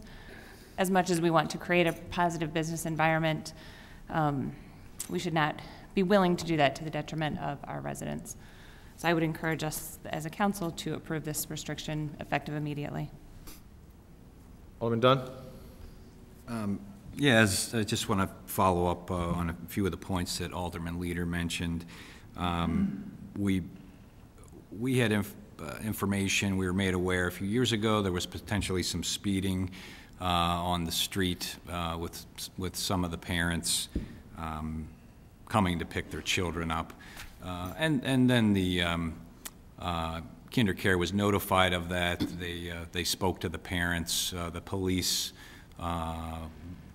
made regular rounds, and that subsided. We didn't hear anything until January, February, when there was a unfortunate incident where a parent knocked into one of the stores where the KinderCare employees were parking, and they were doing that unofficially by given permission by the landlord there. And because of that incident, they were told that they were no longer welcome to park there. And as the construction gentleman mentioned earlier, that the chain went up and they were told to find alternate parking. They do have adequate parking at KinderCare for all their employees. City staff did interview the KinderCare folks and were satisfied with that fact. However, they do reserve some of those spots for parents, and that's why there is, at some times during the day, a deficiency, and the parents are forced to park elsewhere. And that deficiency is about 10 cars, as was mentioned. Alderman Deuter's right. There are two sides to each story. Alderman Leader and I spoke several times with the KinderCare team and also with the residents, and certainly they both make good cases. There's 200 families in KinderCare, and probably about 160 of them are Elmhurst residents that tend to favor a slight extension to be able to park on the street. However, as Alderman Leader mentioned, we do have a policy that allows residents to seek relief, and consistent with that policy, as the motion before us, I would support moving forward with that at this time. Thank you. Any other comments? Alderman Bram. Thank you, Mr. Mayor. I think as we sit up here in the dais and deliberate these type of issues, we need to be careful with how we're assessing this situation. Public streets are just that. Public streets are meant for the public. It doesn't mean resident street. It means public street, which means anybody other than on restrictions could park on that street. I know I've heard over my tenure many of concerns over people parking in front of their house near schools, near parks. Well, there's pros and cons when you buy a property by certain areas, be it commercial, be it a park, be it a school. So I think that's one thing that I want to definitely convey when we talk about public street parking, because it's called for that for a reason. It is a public street, and unless we do move forward with these type of restrictions, that's the intention. In regards to speeding, I hear this all the time. I spent many years out of my 13 years on the Public Affairs and Safety Committee. Speeding does not get reduced by taking cars off the street. It's just the opposite. When the street is wider, there's a more of a perception that it is safer to go faster. So again, I just want to note that's not Michael Bram, Alderman, speaking. This is many studies by many professionals in this area who have stated that and documented that. We need to be careful if we're saying that the safety issue here is a speeding concern, because by opening it up per se, by restricting parking, it could potentially get worse if that is the intention.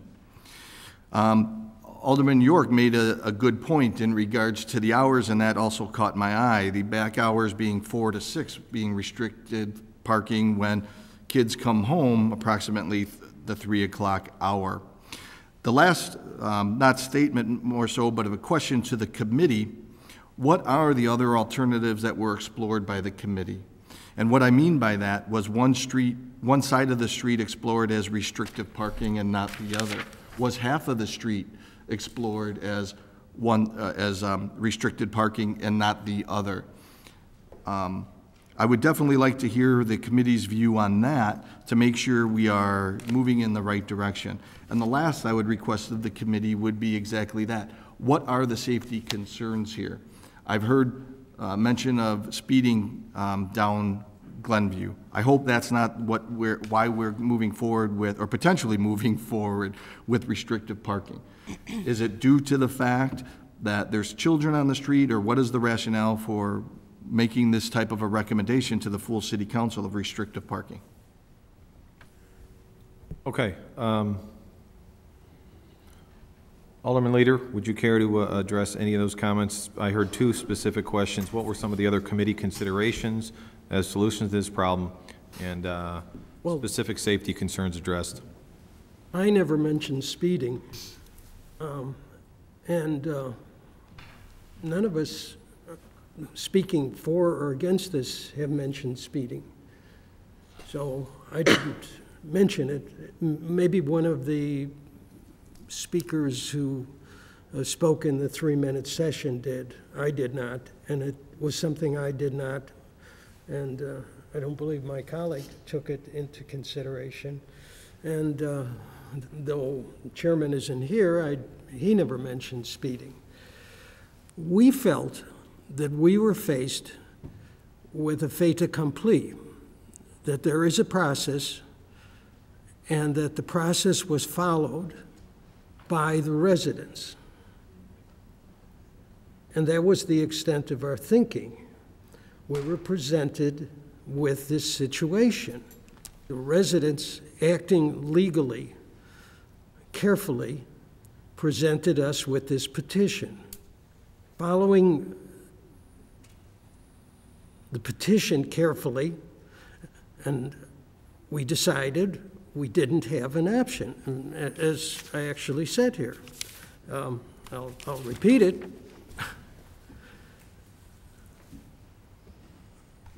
The request that has been filed with the City of Elmhurst is in every respect correct, proper, and legal. The Public Affairs and Safety Committee, after consultation with, I might add, the city manager, Public Works Department, the Police Department, and the Fire Department, was convinced that our only legal option was to comply with the request. As long as the request was properly handled and phrased. That was it. Any other additional comments? Anybody who hasn't had an opportunity to speak yet? Alderman Thank you, Mr. Solomsky. Thank you, Mr. Mayor. I'll make this quick. About 2 years ago on DP&Z, a request came through that prompted us to discuss the appropriateness of daycare centers in the C3 zoning district and what would be permitted, what would be conditional use. And it was the consensus of the committee that a daycare facility could only be considered if there was enough adjacent parking for any of the users of the facility to be served on site so that they would not be walking in the street due to the safety issues, which is in addition to, I think would support the report in addition to the process that the residents went through. Thanks. Alderman Bram. Thank you, Mr. Mayor.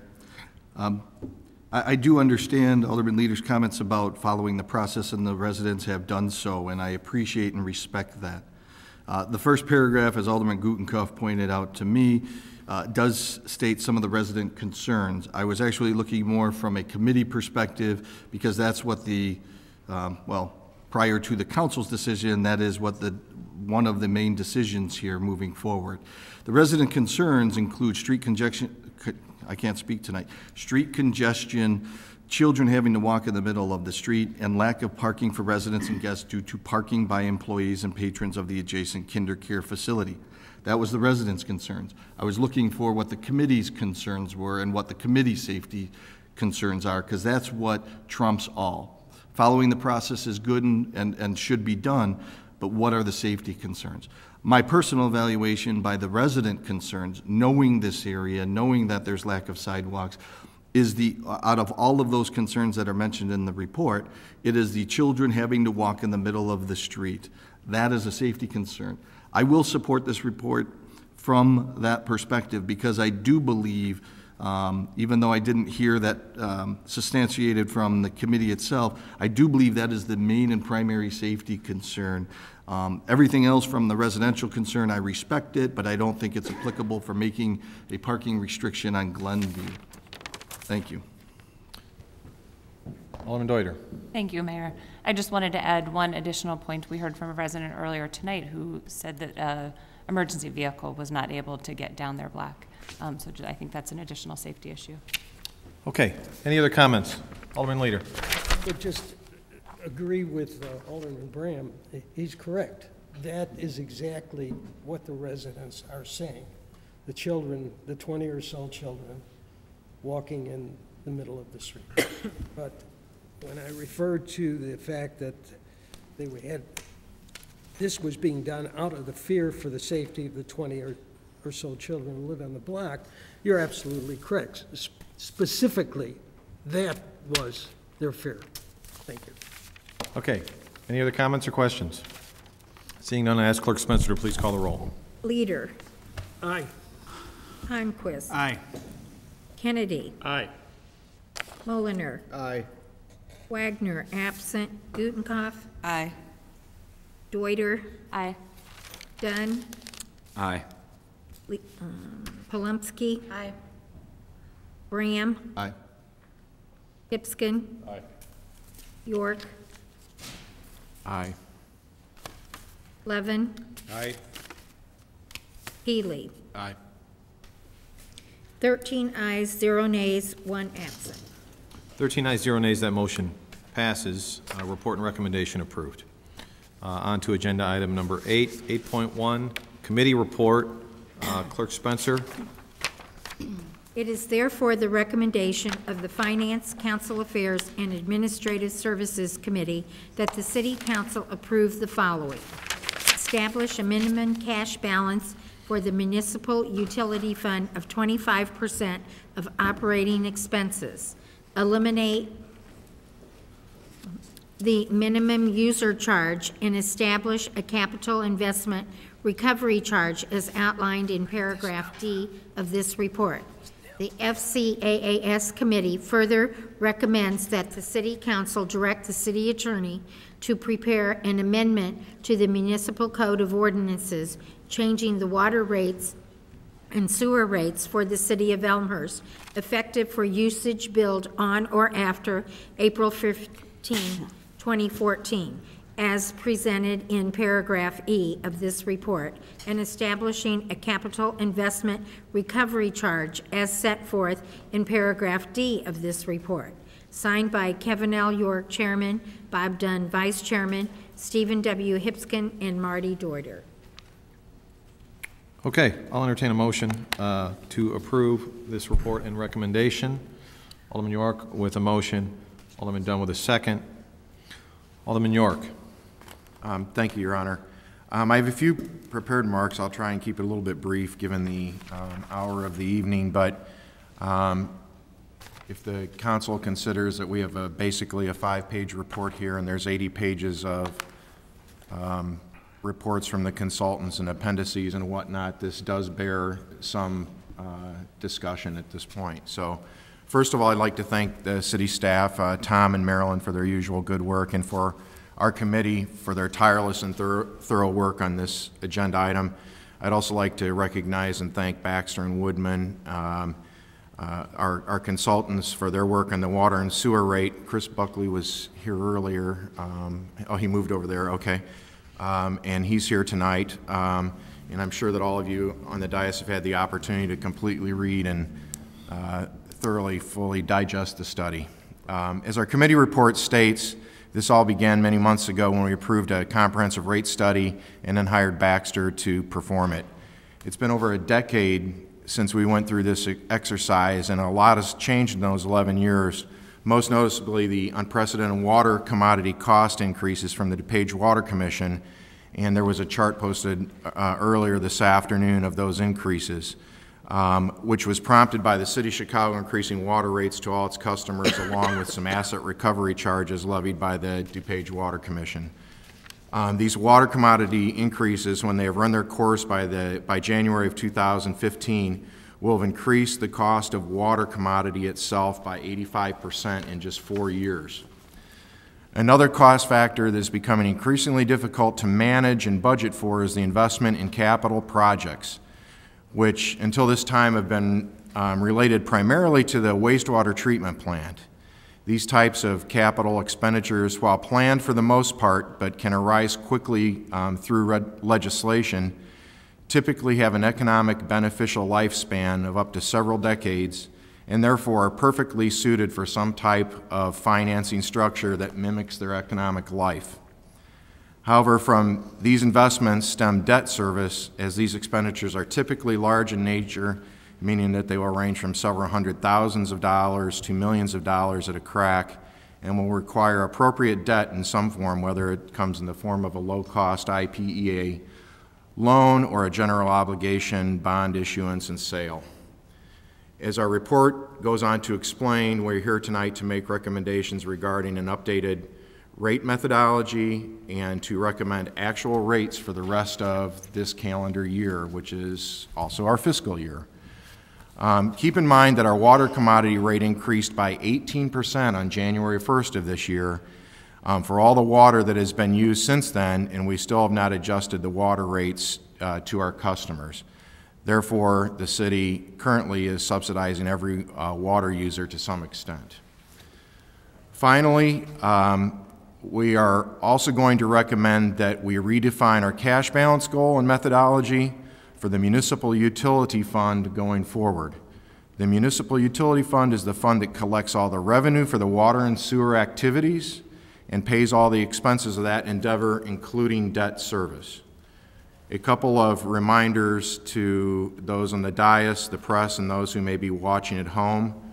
First of all, debt service for the Municipal Utility Fund is abated for property taxes, meaning that the debt service for the MUF is not levied for or paid through property taxes.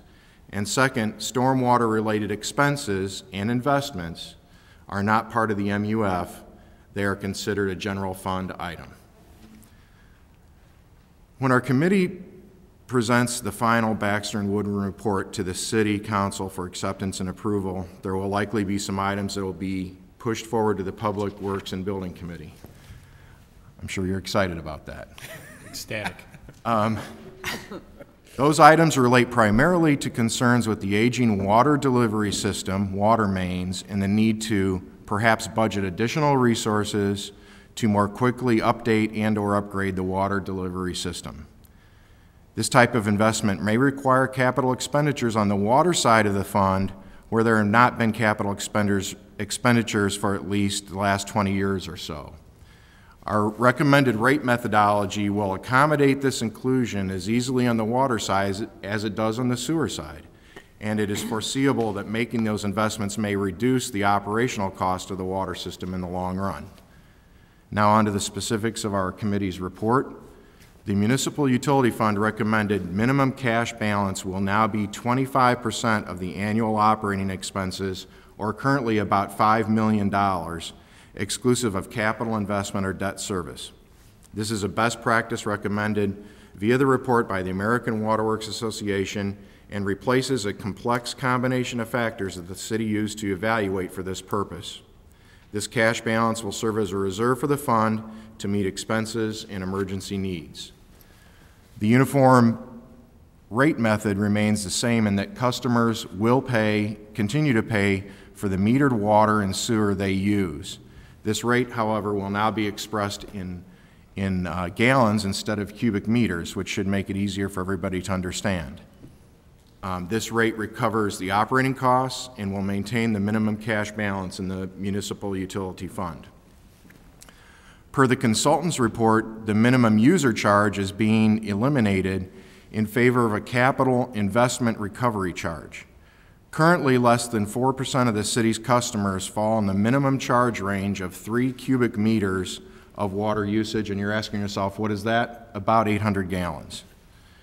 As recommended by the consultant, the capital investment recovery charge, or I'll refer to it as a CIRC from this point forward, is a critical additional enhancement to the uniform rate method in that the CIRC recovers annual debt service costs for capital expenditures.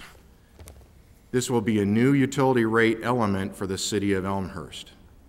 The CIRC recovers costs that do not fluctuate with water consumption, debt service in this particular case, and the CIRC also provides some form of revenue stability in periods of variable demand for water usage. And in my opinion, this is where government got really good here in Elmhurst.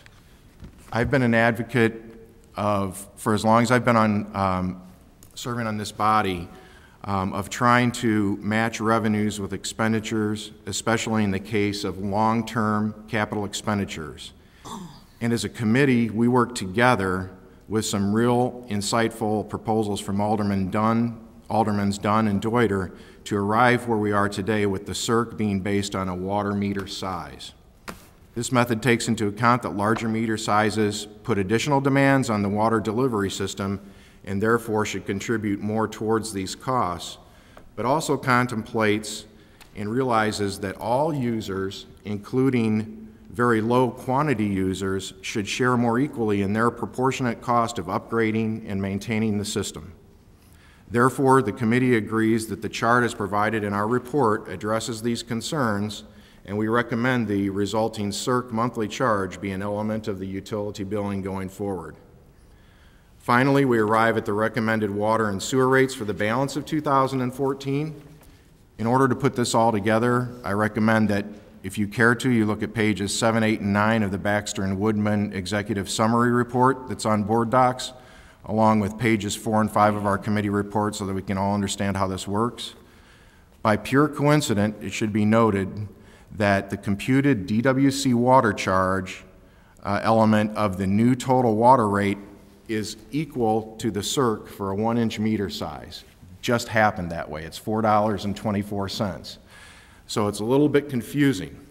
So if you look at the financial impact on users section of our report, in order to calculate the billable examples, you must multiply the total user charge near the bottom of page 4 of our committee report. It's $13.47 for a residential customer, $17.45 for a commercial customer, by the corresponding user group thousands of gallons on the top of page 5 of our committee report, and then add the CIRC amount, $4.24 in the example, amount for location meter size to that product, you'll arrive at the new estimated monthly utility bill.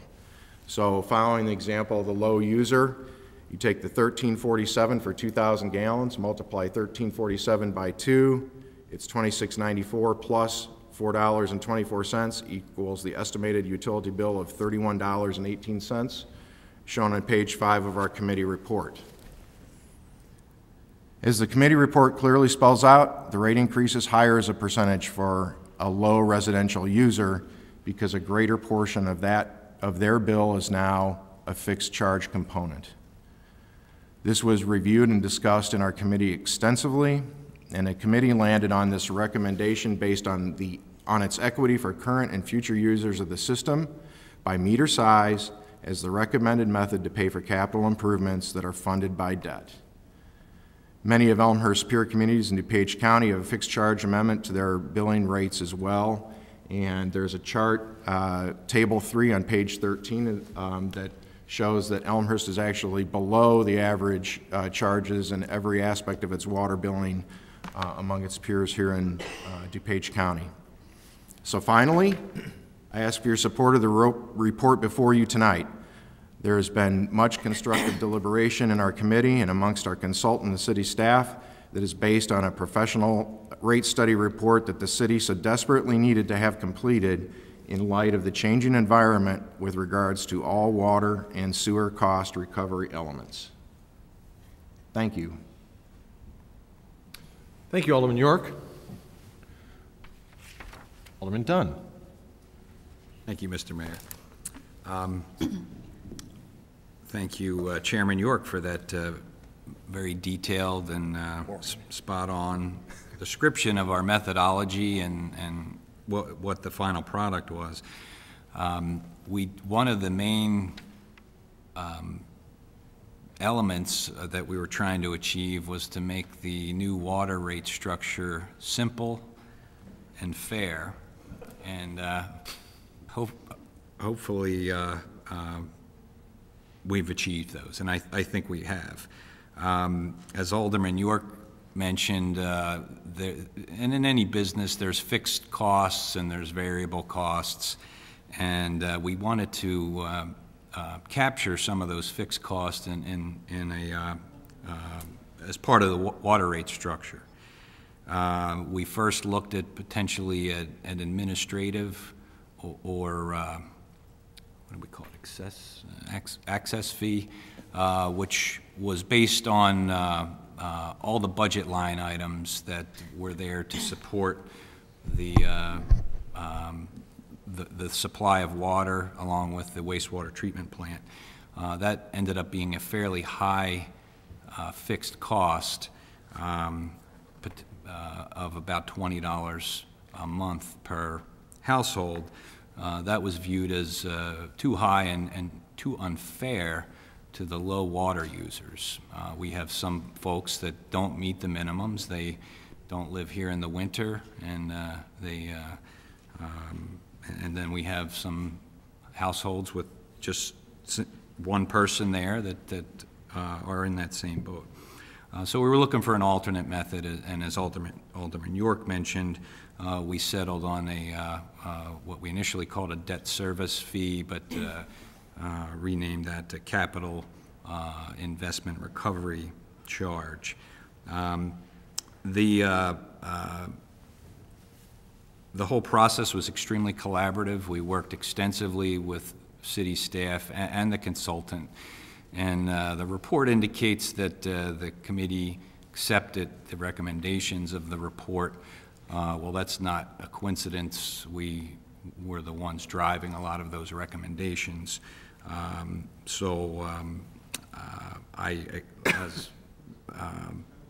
Along with Alderman York, would ask you to support this. If you look at our fund balance, because of the situation where we've gotten a little behind in adjusting this year's rate, it's going to take us a year or two to catch up and get back to a healthy fund balance going forward. So again, I would ask you to support this report. Thank you. Alderman Levin. I have a question that may need follow-up, but with respect to the fixed monthly portion of the CERC, as you call it. I need to understand what the meter size means. So if it's a 1-inch versus a 6-inch, is that the service from the street to the building, or is it something else?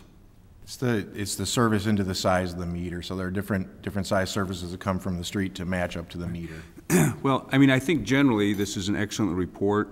I think having served on the committee, I understand how we've been put under the gun by the City of Chicago and DuPage Water Commission. I think the fund balance, 25%, I agree with all that. It's all excellent. The only concern I had of this report, and it comes from the staff, is that I'm not sure that I agree that the CERC portion should be tied to meter size, and I'm going to maybe ask you to explain that, because it seems to me that if you have a 6-inch service from, meter from our city to my building, if I'm the one that has that industrial, I'm paying $85 a month in round numbers, where a resident who's using a 1-inch meter size is going to pay $5. So that means that over the year, I'm going to be paying a whole lot of money to contribute, when it really has nothing to do with the fact that that a larger pipe was put in. And I just want to know, is that really reflective of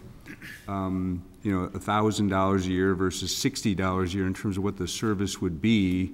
That's what I can't quite understand from reading all these reports. Chairman York, would you like to follow up? Sure, thank you. That's an excellent question, and that was discussed at committee. But there are many elements to the water service. For example, pumps that are required to take the water and pump it at a certain pressure. So those pumps are needed more to service the larger commercial users than they would be just the average residential user. So there are certainly additional costs and maintenance and everything required to service those larger meters. Well, Alderman Levin. I'm sorry, thank you. And I know this is probably a little more technical. I do use water every day, but there's no proportion between 1-inch service at $5 and a 6-inch service is $85.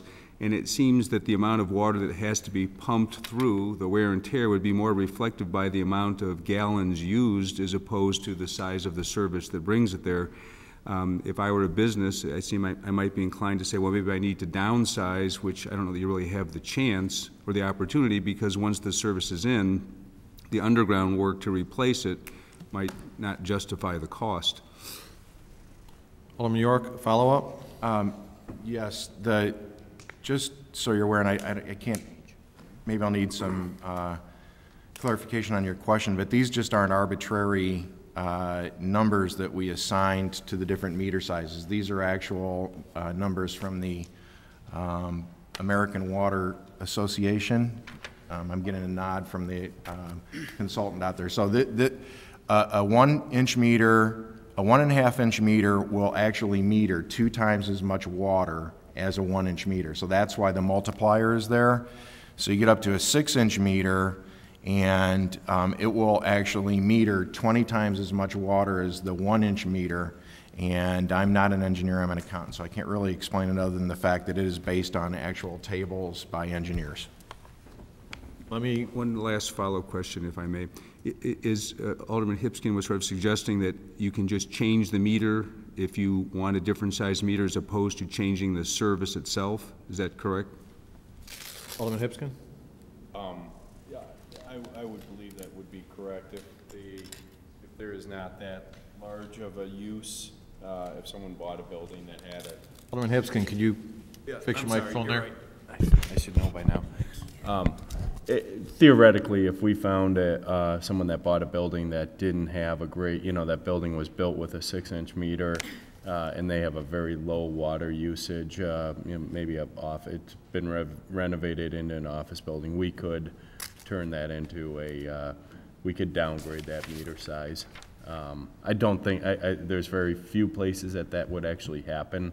But the capital expenditure of that, as Alderman York was talking about, the capital expenditure for that 6-inch meter, and it's justified. I mean, we've, as Alderman York was referring to, we've looked at this extensively. So I think that there would be very few places that would really come about. All right, thank you for the explanations. Alderman Bram. Thank you. Alderman Levin posed very valid concerns and questions on that, but I will take a turn and go to a different topic, being the fund balance, or what is being proposed as a different level of fund balance for the MUF. What is stated in the Baxter and Woodman report or study is that we move to a 25% of the total water and sewer operating expenses, not including debt service and capital. So I believe, as Alderman York stated already, but just to reaffirm, that would not include any stormwater major capital projects that we're talking about for flooding, et cetera.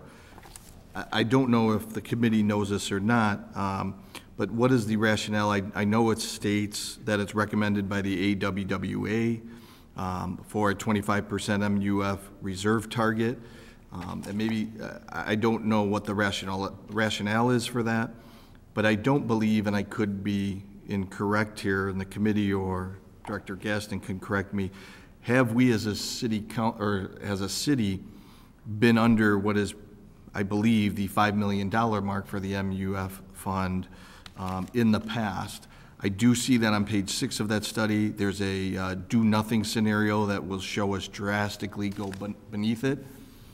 Obviously, at least myself, I'll speak for myself, I don't expect us to do nothing, but is there concern that we would go underneath that $5 million mark? Alderman York, are you familiar with the particulars of that question? Sure. I'll take a stab at it. The 25% balance recommendation is very similar in nature to that we have with our general fund. The general fund also requires between a 25 and 33% balance fund. That's the recommendation for the balance fund at any given time. And before, we had several elements to our minimum balance fund. There was revenue stabilization, there was operating expenses, and there was another element to it that I can't remember, but this is it's a more easily trackable number, and one that's recommended by our consultants. In a perfect world, you'd like to see it remain constant at all times, but due to the nature of capital expenditures and funding mechanisms for those capital expenditures and the timing of all those things, it will ebb and flow. What you'd like to see over the long term is a trending line that runs relatively constant to the operating expenses in a given period of time. Thank you. Alderman Healy. Thank you, Mr. Mayor. My experience on the council has taught me that whenever an alderman prefaces his comments by saying, "I'll try to be brief," it's going to be a while. I tease my friend Alderman York, but in all sincerity, I thank him for his work, the committee's work. I know a lot of time and effort went into this review, also to Director Gaston and the city staff. I did have several questions that Alderman York helped me through and Director Gaston helped me through. To me, I look at this in general. The MUF fund, the water service fund, it's not a revenue generator for us like sales tax that we use to offset other programs. Money that we generate or fees that we get from the MUF, we put it right back into the sewers and the water delivery. So I'm comfortable with the policy change because I know that the money is just going right back in. We're not taking it and putting it somewhere else. We're investing into the water delivery and sewer system. And we don't need to look any further than the city of Chicago and what they're going through now with their water delivery system. And quite frankly, that's the reason for those tremendous rates is they're trying to play catch up. And I don't want to see Elmhurst get into that situation.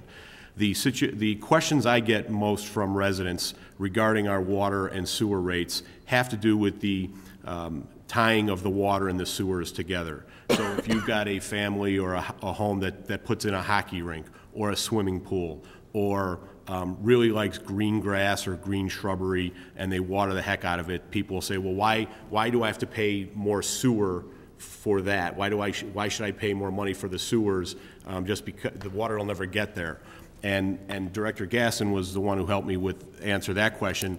And it goes back to the concept that we don't make money. So in the MUF, if we didn't do it that way and the Finance Committee were to make a recommendation to change how we charge, the same money is going to come out. We're still going to get the same money to pay for the system.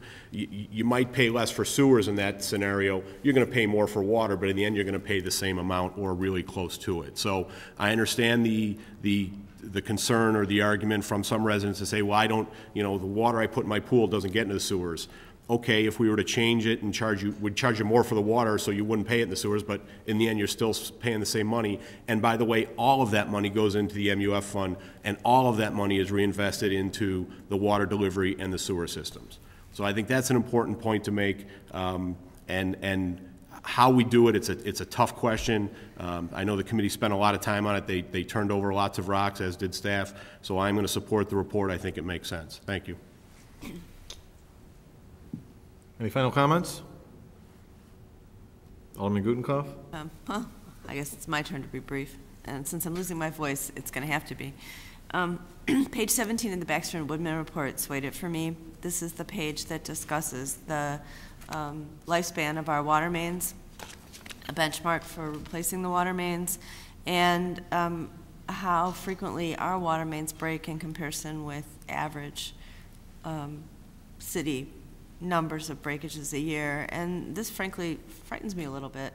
I think that unless we commit to replacing this infrastructure, we're going to have serious problems, as other aldermen have alluded to, and that this seems like a well-considered approach to funding the maintenance of this infrastructure. And as much as I really hate to say we've got to increase fees to pay for it, we got to pay for it somehow.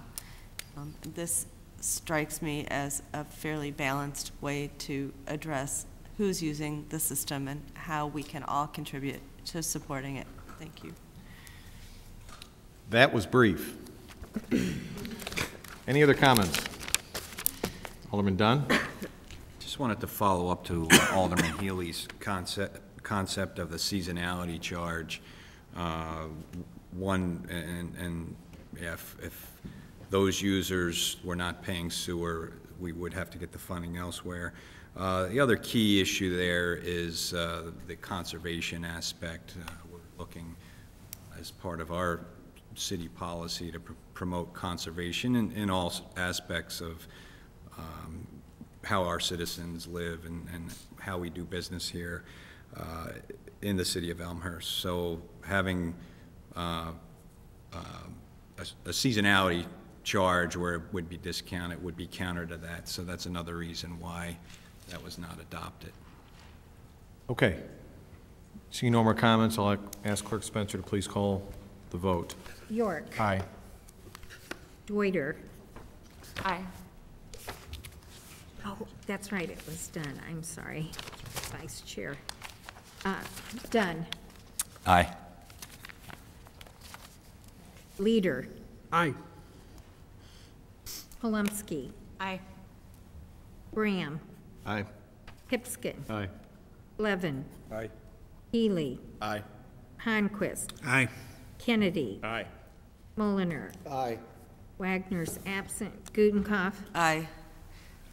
Deuter now. Aye. 13 ayes, 0 nays, 1 absent. 13 ayes, 0 nays. That motion passes. Report approved. On to agenda item number 9, 9.1, reports and recommendations from appointed elected officials. Mayor Morley, 2 quick points. A week ago Saturday, the 8th, right? That was the 8th? That's correct. We had our annual St. Patrick's Day Parade. I want to thank all of the elected officials who came out to support that effort. I also want to thank the chairman of the parade, Jim O'Connor, for all of his hard work in what I consider the best St. Patrick's Day Parade in the state of Illinois. I also want to thank the police, fire, and public work folks from the city who, through all of their hard work, made for a successful and safe parade. So thank you everybody who was involved. In addition, just last weekend we had the Lucky Leprechaun Run. First annual, is that the correct way, or just inaugural? Inaugural. And soon to be first annual Lucky Leprechaun Run through the center of downtown. And those same folks can be thanked for their hard work, police, fire, and public works. And that is it for my report. Alderman, I'm sorry, someday Alderman, but current City Manager Grabowski. Thank you. We will be putting together a report for the council on our budget for the past winter.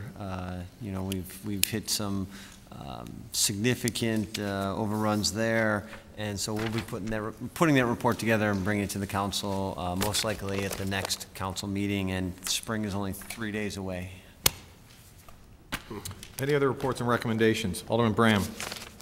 Yes, thank you, Mr. Mayor. I was hoping that City Manager Grabowski can report on a question that I've asked in the past, one of which that has been multiple times over the past couple of years, but Alderman Levin mentioned during the budget cycle in November, exactly in 51 minutes and 2 seconds, about the expected longevity of concrete streets in residential areas. I followed up 2 months ago, and I was awaiting, again, 2 months later, for a response from the city, an official response on what that duration is expected to be. City Manager Grabowski, it was the Alderman Bram to clarify the city's official position on the durability of or longevity of concrete streets. Is that your question? Yes, sir. Well, I guess it varies by the condition, the base, and the construction of the road. We've had some concrete streets in town last at least 20 years and some significantly longer than that, upwards of 60 years. What we use as a base, or I should say as the way that we determine whether the street needs to be repaved, repaired, is condition. And as we go and we evaluate all of the streets in town, we put them in a ranking and then determine funding and when we can repave the surface. Just a follow-up. I won't go in depth into this, but I guess I would like to see a policy, and this is what I've been requesting all along. We have a policy for asphalt streets once every 20 years. I would like to see not a variable duration, but an actual policy for the same for concrete streets. Okay. Any other reports or recommendations? Made every referral possible. Seeing none, we'll move on to other business. This is a little out of order, but I appreciate Alderman Healy for the reminder. I think most of you know we lost an Elmhurst citizen recently, former Alderman John Gow. He served on the City Council for 3 terms, I believe 12 solid years, and I had an opportunity of serving with Alderman Gow for 2 years, and I really appreciate his effort for the city, and I'd ask that you all join me in a brief moment of silence with regard to the passing of Alderman Gow.